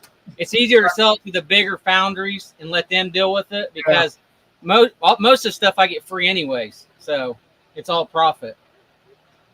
Yeah. And I've been doing it for over 10 years, so it just gives me something to do. Wow. That's how I buy a lot of my printer stuff, and it's with this money. How about my purchase? I tell people, I see a lot of these guys out there asking for money and stuff, and it's like, dude, if I ever hit it so bad, go out there and start collecting some cans and right now aluminum cans are 75 cents a pound at work. Yeah. Well, and not only that, you can go around and just looking for stuff that's worth money, just steel and copper, Steel. Copper is what, $350 or $360 a pound right now for clean copper? I think our work's only paying $3.35 to customers, but I know they're making more than that. But Here we're paying $3.50 a pound. Here, steel right now at our yard is $175 a ton, which they're lowballing it because I think they scam the market because they got all their own mills, so everything goes directly to their mills, and it's a big outfit. I know right now, so far they're at $170 million profit this year. But it's a volume of scale and storage as well, so you need to do it in a large scale to make it profitable. I mean, for steel especially, copper and that fine, but for steel you need a lot of it. Yeah. Well, not really. There's a guy today came in with a trailer full of rebar. He had 8,000 pounds on there. 8,000 pounds, and he got paid $700. That's yeah. So it's all rusty old rebar. Yeah, but can't use it. Yeah. Last month it was over $200 a pound, over $200. But they're saying it's going to drop again next month. But we'll see what happens. We're the same because Australia, the price of iron ore has halved in the last 4 months. Yeah, the demand's not I the same. actually work for a steel company. They own us, but I work on the recycling side where we basically get all the Chrysler scrap. All the GM scrap. I mean, they're a big outfit. They just built a new steel mill down in Texas, and they're actually having companies build their business on their property so that all the scrap stays right there. They can take it right to the shredder. I mean, they got their own aluminum foundry. Yeah, they're real big. They were like the 4th largest steel company in the U.S. They come from overseas, where they've actually started at. I don't know what country, but I know they're actually from overseas. Actually, it might be Australia. Could be. I don't know. I know the owner's got an accent. What's an accent? You would think that scrap would be worth more money, especially steel, because right now the price of refrigerant has gone skyrocket, and the only reason it's all a scam. It's because they say that there is no steel to build to make the bottles. The tanks. Yeah. Contain it. Yeah, the tanks. So supply and demand. That's just like they're trying to tell you there's a shortage of change. There ain't no damn shortage of change. No, or shortage of car chips that's why the price of cars has gone up and they can't get the cars because can't get the chips. Well, it's because you have all these lazy asses that was collecting all this extra money on unemployment, so people quit buying cars. And when they take all that money away, they're going to be crying because they ain't getting that extra money. And get off your lazy ass and go get a job, man. Oh, yeah. A lot of the restaurant owners were telling me, because I have quite a few restaurants that I do work for, they're telling me they can't get people to come and work because they're still collecting. They don't want to work. There's some people to that. What's our 22 going for right now? Old Curmudgeon wants to know, Sergio. 22? My cost is about $1,000 for a 30-pound bottle. Wow. Right now. And then I know my wife was telling me she works at Red Lobster, and there's people that was actually working and still collecting that unemployment because they weren't working 40 hours or over 30 hours a week. Yeah, I'm sure there was. Yeah. I mean, that's just people scamming. I mean, it's sad, but they think it's great until we start paying $10 for a gallon of milk. Yeah. I wouldn't want to raise a kid in this world these days. It's crazy. Yeah. I feel bad for the kids. And both 60-something% of all the chips come from Taiwan. Taiwan is right outside of China, and China wants to invade and take over Taiwan. If anybody's been watching a lot of videos, so yeah, they want to take over the mountains and stuff because there's something very bad that might happen to the whole world soon. But let's hope it don't. But it might. Yeah, I don't know. It's just this world's really weird. As long as they keep the gates open at work and I can go to work, I'm good. Yeah, that's it. I'll keep working until the gate shut. That's what I tell them. Of course, I got enough work at home. I keep busy. What's Llama taking the piss there for you for Sergio? The 3D printing mafia hitman. What was that again? Llama's saying Sergio, the 3D printing mafia hitman. Oh, yeah, because a lot of people think we're overcharging, and we're not. The cost for refrigerant right now is just skyrocketing. Skyrocketing. And you have to have a market to stay in business. 3 months ago, for a bottle of 22, I was paying under 400. So it's about 1,000 right now. If it hasn't gone over, wrong. Yeah. Everybody blames everything on the pandemic, and just Yeah. because we can, even if it's true or not, they're like, "Well, hey, look, we can make more money. Let's say this is That's why." the excuse. Yeah, that's the But you never excuse. know. They got a whole bunch of trucks at the old Delphi plant here in Indiana. They make them in Fort Wayne because they ain't got the chips, and the guy that delivers them there, he has one chip, so he has to unload every truck when he comes here. Take the chip out, put it next one, unload that, and they got probably 10,000 trucks sitting over in that parking lot waiting on chips. He looks great without glasses, Llama. You old fart. Come on. Yeah. That's what he's saying. Because you look without the glasses, look like a mafia hitman. That makes sense. Just think how much. Hey, How Tom, much come on in. Check in. He's scared. He won't. Just think how much a new vehicle is going to cost you a couple more years. Yeah. You Well, see it's what bad you, enough now. A friend of mine's ordered a new car, and it's been delayed now 6 months. And it still keeps getting delayed. Brand new car. Down here, second-hand cars cost more than new cars because you can't get the new cars because of the chip shortage. Hey, And the only reason there's a chip shortage Dora is from because Focus is in chat from the Focus Okay. Center group. Dora. Hello, Dora. the only reason there's a chip shortage because the car manufacturers tried to screw over the chip manufacturers for the pricing, and then in the end, they came to the party, but that's days to march to the end of the queue. Taiwan's not going to put any extra chip lines on for the car manufacturers, so they're scalping people for the chips now. Yeah, Dora, when I did my second video, other than the live stream on the Focus printer, I forgot to show the box. That was one of the best parts about it, having that beautiful box to show off. It's got the carrying handle on it. It looks like something you find at Walmart, Best Buy. It's a beautiful box, and I forgot to show it off in the video. And I actually thought about going to Home Depot and Walmart, stand by the front door, and have my wife tape me as I walk out, showing this in my hand as if it came from there when it didn't, just for the video, but I never did it. But yeah, I'm going to keep this box. It's beautiful. It's awesome.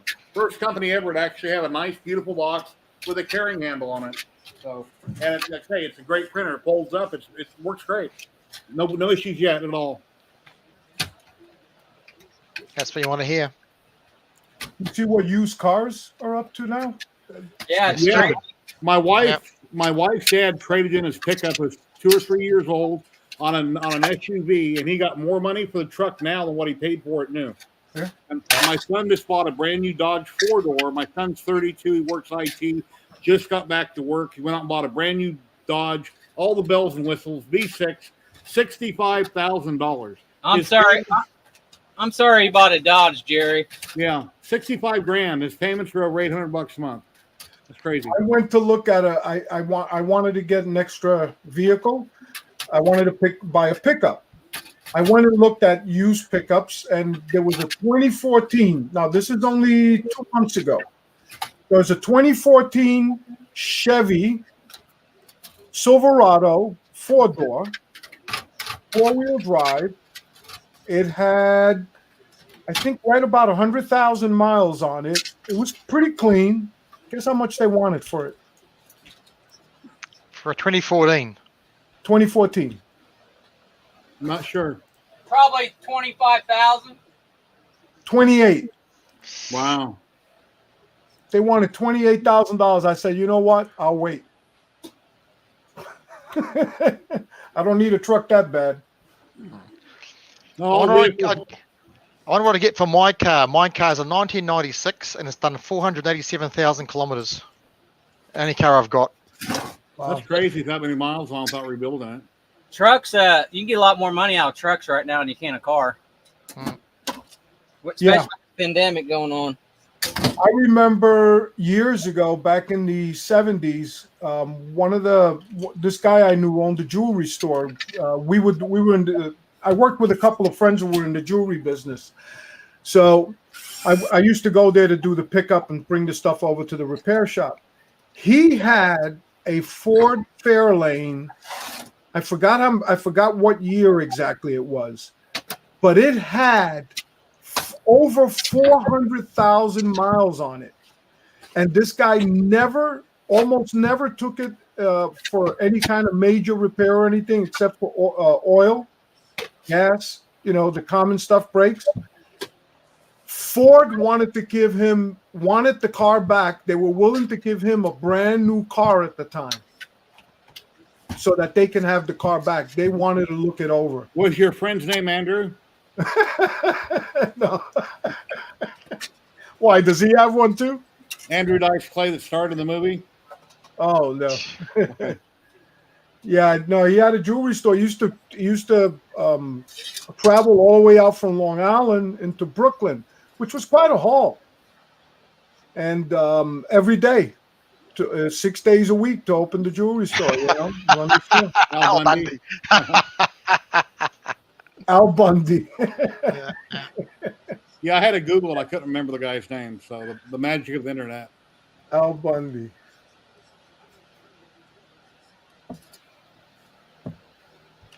I used to love that show. Yeah, definitely not PC these days. Yeah, here's a That's print for here I sure. did on the Focus a while back. I didn't print it in resin. It took me a very long time. That's why resin is so much faster. It's crazy, but it's Captain America, the Dead Virgin from What If cartoon on Disney Plus. Came out really good. That came out nice and clean, no stringing or anything. That came out really good. Yeah, and I heard Liam and a couple other people told me the Focus printer comes with extra ribbon cables. I didn't have any in my box, and I checked everything, so I don't know. Maybe that's why my ribbon cables were already installed. Maybe the printer had already been at somebody's house before I got it. It appeared to be brand new out of the box, but the ribbon cables were already installed, and there were no extra ribbon cables. So I wonder about that.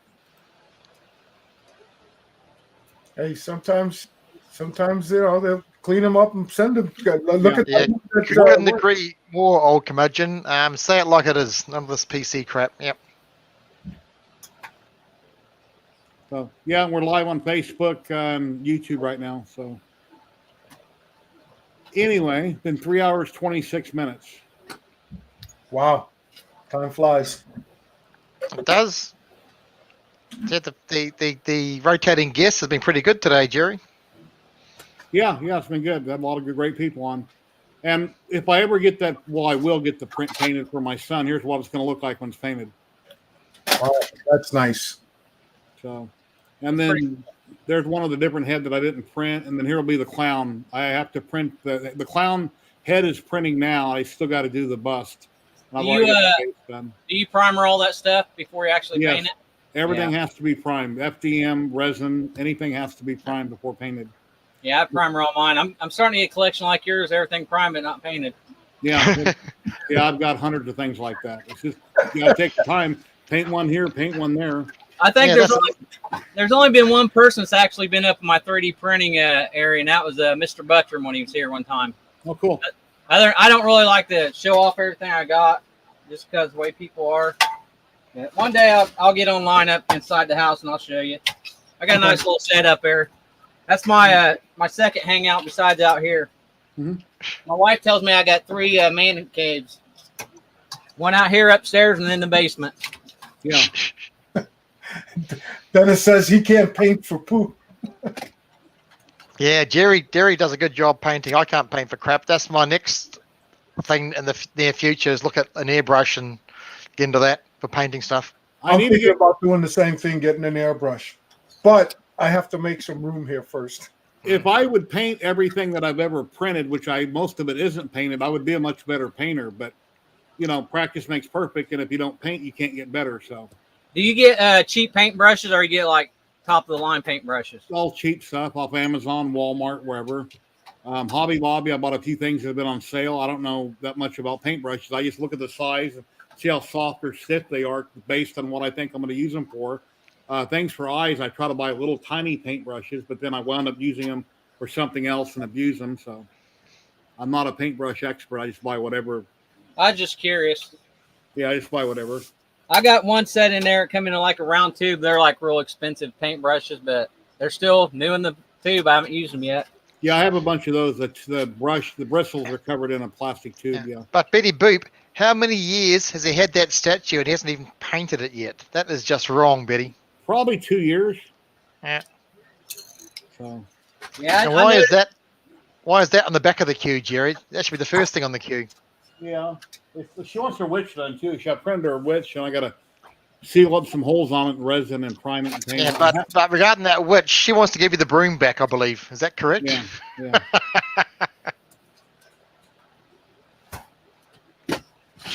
As I say, Jerry, you take a lot of abuse from her on the line. No, it's okay. I say plenty I usually have it coming. Yeah, there's that. Yeah. Sometimes you tell people the truth about what's going on, other people can't handle it and they have to get upset. So, anyway. Yeah, life's too short to be like that.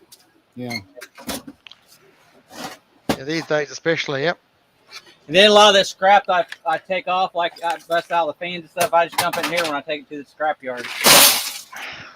That, and I throw a little bit of trash in there, get rid of it. Lucky dip. Oh, this sounds like got stuff left inside it. Let's check it out. Nah, they won't say nothing to me. I work there. I just tell them, shut up, it's going in the pile. Yeah, I probably got 500. So you bring more stuff to work than you bring home from work. Sometimes. I probably got a truckload this week from work. There's some more, but I didn't get it all. Last week or week before, I got 80 tires. I'm still working on tearing them apart. That's part of these right here. Yeah. I did got an old 486 for Tim. He's been wanting me to get him one. So I got a keyboard, a printer, the monitor, and the tower. I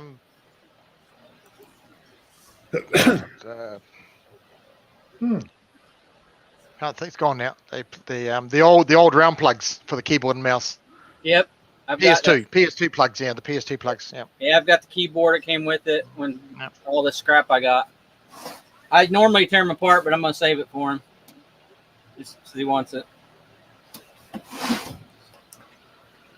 Sergio probably used to have one of these back in his day. That's the original Motorola when cell phone. No, actually, they had the brick and then that one. The brick was first, then that one.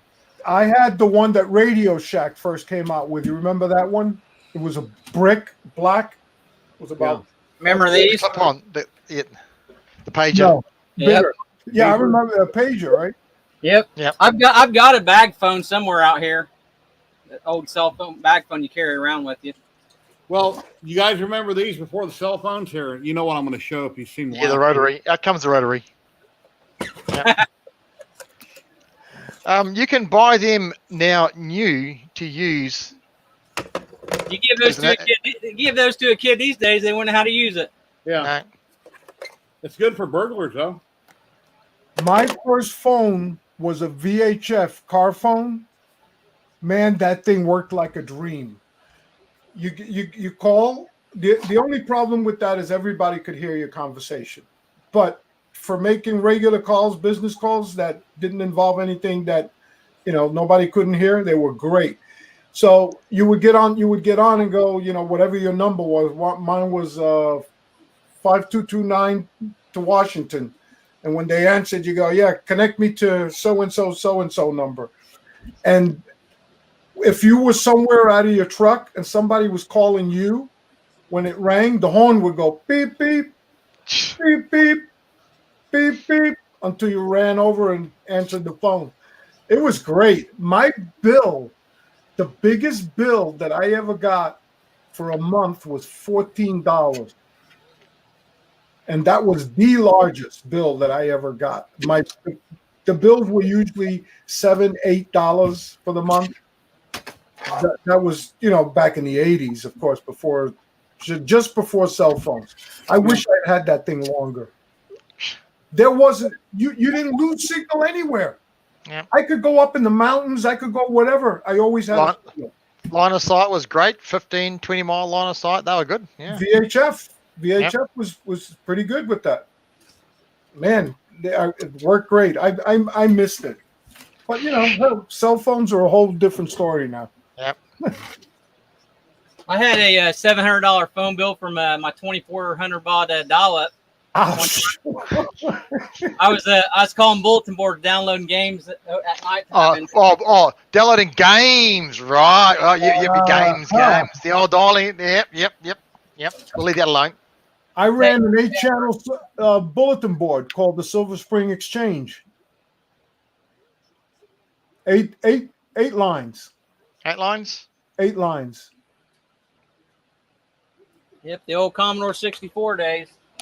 A little after that, yeah. Like when the first, let me see, it was a 286. I started with a 286, and as soon as the 386 came out, I upgraded to the 386.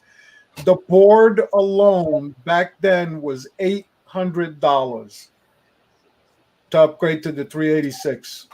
That sounds about right, because I can remember my 386, my 40 megabyte hard drive was something like nearly $1,000 for a 40 meg hard drive. Back in the day, a hard drive used to be like $1 a meg. You want a 255 meg hard drive, it'll cost you almost $300. Well, that was the nice thing about a bulletin board is it wasn't space dependent because it was all, you know, online. Well, sort of online, but yeah, it wasn't. You didn't need humongous hard drives back then. Not for a bulletin board, anyway. Yeah, I used to have a lieutenant colonel 40 meg hard drive for the BPS for the Commodore, and now I paid it like $700 back then, and now it sells for over $1,000 if you can find it. If you can find it, yeah. You know, I gave it away. I wish I wouldn't have now. My brother passed away just last month, so he was a big collector of all this stuff, and I know he's got a Commodore 64. And I told my sister, I said, whatever you do, do not throw anything away until I go over there and look at it. Yeah, I've got the Commodore 64, the 128, and the SX64. Wow. Those things, if they're in good shape, they're worth some money. Oh, they are. I've got them all, and I got the 1541 2 hard drive or floppies. I got a bunch of 1541. I can't tell you how much software I got down in the basement. I remember buying that one of the first Radio Shack PCs. Well, it was basically you had to buy the hard drive separate, everything. It was floppy. It was all floppy. That's how I learned one of those. Remember when you used to notch the floppy so you could write on both sides? I actually still have one of them notchers. Yep. Yeah, that Commodore stuff, all that stuff sells really big on eBay now. Yeah. It's crazy what it goes for. My wife always says she hopes I die first so she don't have to deal with all my junk. I told her to have an auction. That's why I collect stuff now and hold on to it, because down the road, it's all going to be worth some money. There ain't nobody in here who wants to talk about Apple products. Come on, Mama. Well, I've got some old iPhones. I've got some old MacBook Pros, like the first generation. Thought about sending. I got some iPads too. Probably send them to Llama. He'll get more use out of them than I will. If I keep them, I'll just tear them apart. They work still.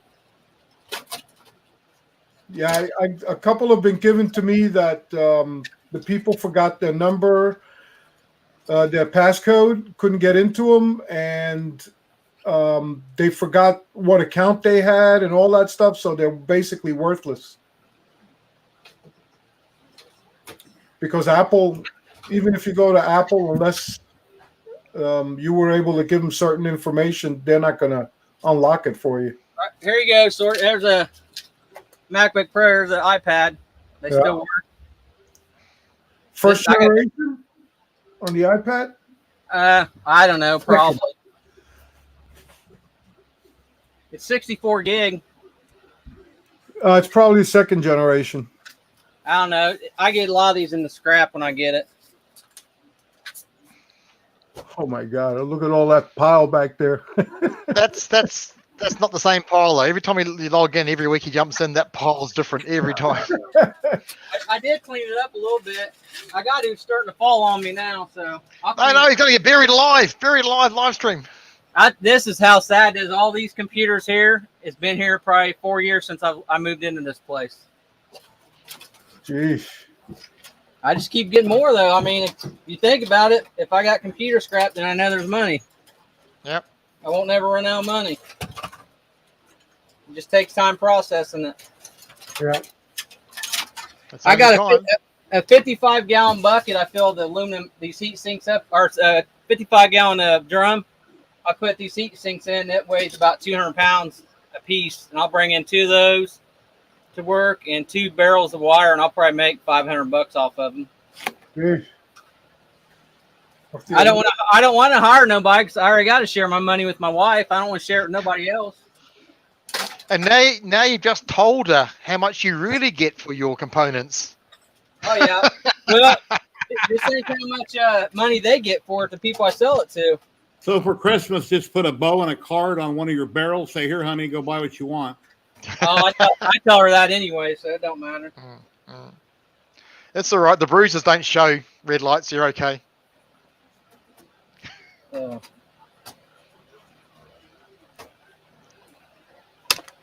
These computers I'm doing now, this lady dropped them off at the computer store and told the guy that runs it that her husband was a hoarder and she needed to get rid of some of this stuff, so she dropped off like 50 computers there.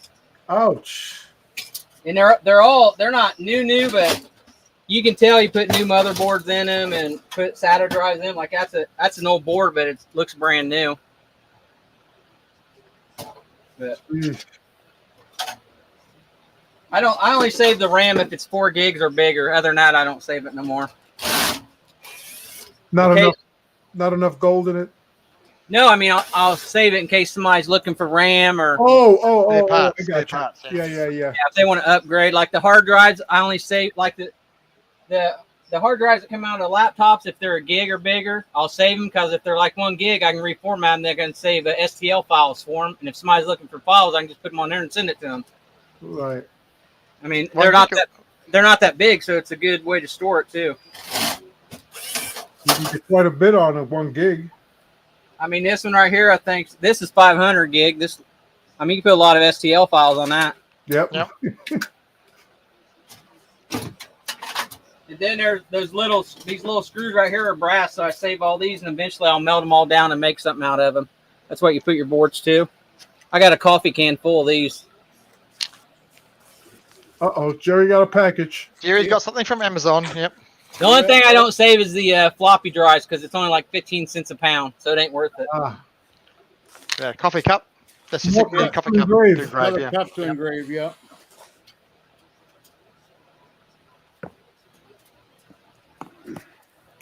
Yeah, if you're ever looking for a special wire, I probably have it. I'll bet you do. He just doesn't know where, but he's got it. Yeah, I can find it. You know something? Thinking about that. It was about a month ago. There was a particular cable I was looking for. I can't remember what the hell it was right now, but if you remember, you just send me an email. I'll find it for you. But his handling fee is very expensive. Nah, I'll ship it to you for free. Oh, look at that. Yeah, I got to think about that. There was a particular cable. I'm wondering what the hell did I need it for? I don't mind helping people out. Well, that's it. Pay it forward. You never know. Karma can help in any way you like. So it's all good. I've been hanging out in a lot of the coin world, and last week this guy, I guess I didn't donate to it, thank God, but he scammed them. He was telling everybody his wife died and his daughter was sick, and to come to find out, he was on the Facebook page saying not to sell to him, and they found pictures of him at the casino gambling, and he had pictures of a brand new deck built on the back of his house. Yeah. They're turning him into the police, and then he told them that he's gonna go get help, and his wife is divorced, and they're like, we don't believe a damn word that come out of your mouth till we get our money back. Yeah. I mean, it's sad. Yeah, like coins. I collect silver and gold and copper and stuff, and then I'm gonna start melting my own stuff and make my own little figurines out of them. I tell you what, this one guy had a prototype of a dragon coin. It's 1.2 ounces of silver. Somebody paid him $3,000 for it. Yeah, look at this. Hold on. Let me move this over. All right. Oh, nice. This is Chinese coin. This is about, I think it's 2 ounces on here. Silver. Ounces. Yep. Yeah, I just got a 2-ounce Scottsdale in the mail the other day. I couldn't tell you how many ounces I have. I just buy it and put it up. Any idea what it says, Sergio? No, I have to look it up. It's called. I think I started to. I can't remember. I gotta look. I gotta look it up. This one's in good shape, as you can see. Yeah, it looks like it's never been opened out of the package. Yeah, this is from the 20s, I think. HUHPEH province. Hupei province. Yeah, Hupei province, and it's called One Tafel, TAFL, whatever that is. I guess it's like $1. Can you imagine walking around with a coin this? I mean, look how big this thing is. Here's a Raspberry Pi next to it. Look at that. Yeah. It's a big coin. Wow. Yeah, they made some coins that are 5 ounce. They look like quarters, but they're 5 ounces. They're huge. Yeah, I got something here. I'll show you. Be right back.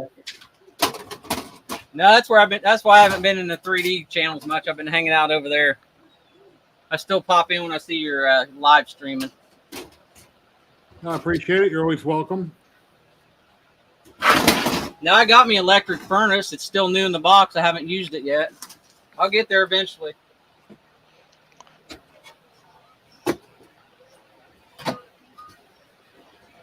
There's a guy in Australia. He sells a lot. He melts a lot of copper and silver, and then he gets online and sells it. Has a little auction. He does pretty good.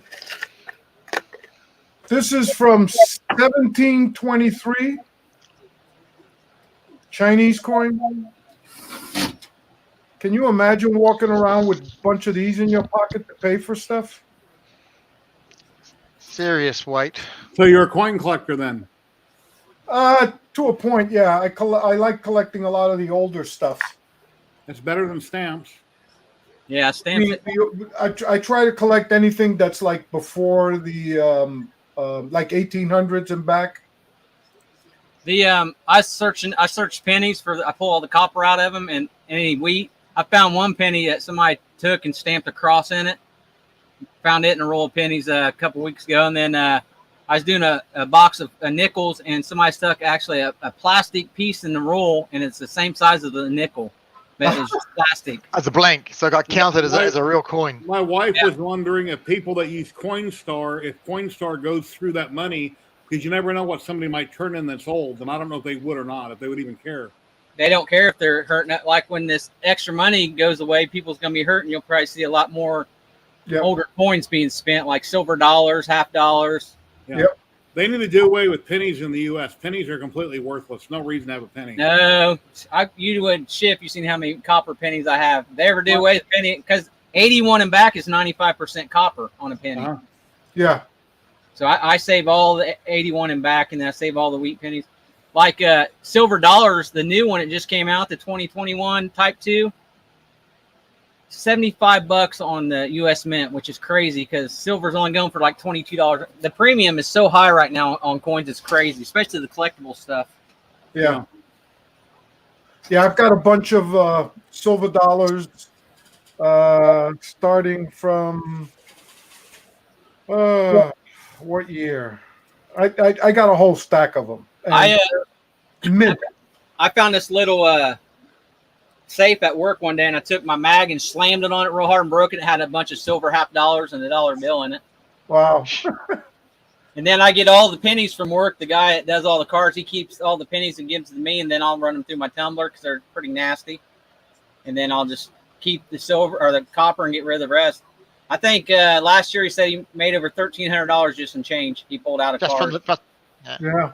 Oh, you can pull some stuff out of a card. When I first came to Washington, D.C., which was just about 40 years ago, one of the first jobs I had was working in an auto upholstery shop. And you'd be surprised at the stuff we would find when we pull the chairs, the seats out. The back seat always has money under it, Oh, my God. We would find rings, diamond rings. We would find coins, dollars. You find stuff you don't want to find, too, sometimes in them Yes. cards. Yeah. Yes. there was stuff you didn't want to find. I think it's probably earlier this year. We got 200 cars in from one of the salvage yards. It's crazy what they leave in them cars because they get picked up by the cops, and if they don't get them out of repo, then the tow company takes ownership of them. And by law, they can't go through them, so they come straight to us, and then we go through them usually before we actually scrap them. Yeah, there was yeah, like you said, you'd be surprised at the stuff you find in some of those cars. I found a PSP in one. I found some DSs, game systems. I don't go through a whole lot. I ain't got time. I got enough stuff at work to worry about. But the guy that goes through them all, he always gives me all the change out of them, all the pennies. At one time, I had 15 Pringle cans full of pennies. Now I think I'm down to 2 after cleaning them. But I just haven't cleaned. I got 2 more to go through, and I'll have them all clean. But I haven't had time. I'll make time eventually. Hey, you gotta stay busy. If not, you get old and croak. Like the rest of us, yeah. Oh, I'm sure you guys are active. Really, if you think about it, though, 60 ain't old anymore. 90 is when you considered old. I mean, people's living a lot longer. Yep. My sister drinks a lot of iced tea, and she's always been really healthy. And I'm thinking a lot of people in the UK, they drink a lot of tea, and they tend to live old. So maybe the secret's drink more tea. I don't know. Well, I know some people have 1 drink a day, and they seem like they live to be old. And swear by it. Yeah. Yeah. Well, I'm going to go ahead and call the stream, guys. It's been 3 hours, 50 minutes. No worries, Jerry. I thank you, everybody, for joining. I thank everybody for watching, and those who donated to me. You're awesome. Thank you very much, everybody. And I'll be back again next week to do this, and I might even pop up sooner. I don't know yet. But everybody have a great day, and happy printing, happy resin printing, laser printing, and all that good stuff. Thanks, everybody, and take care. I'll talk to you later. Cheers, guys. Bye, Sergio. Bye, Redline. Yep.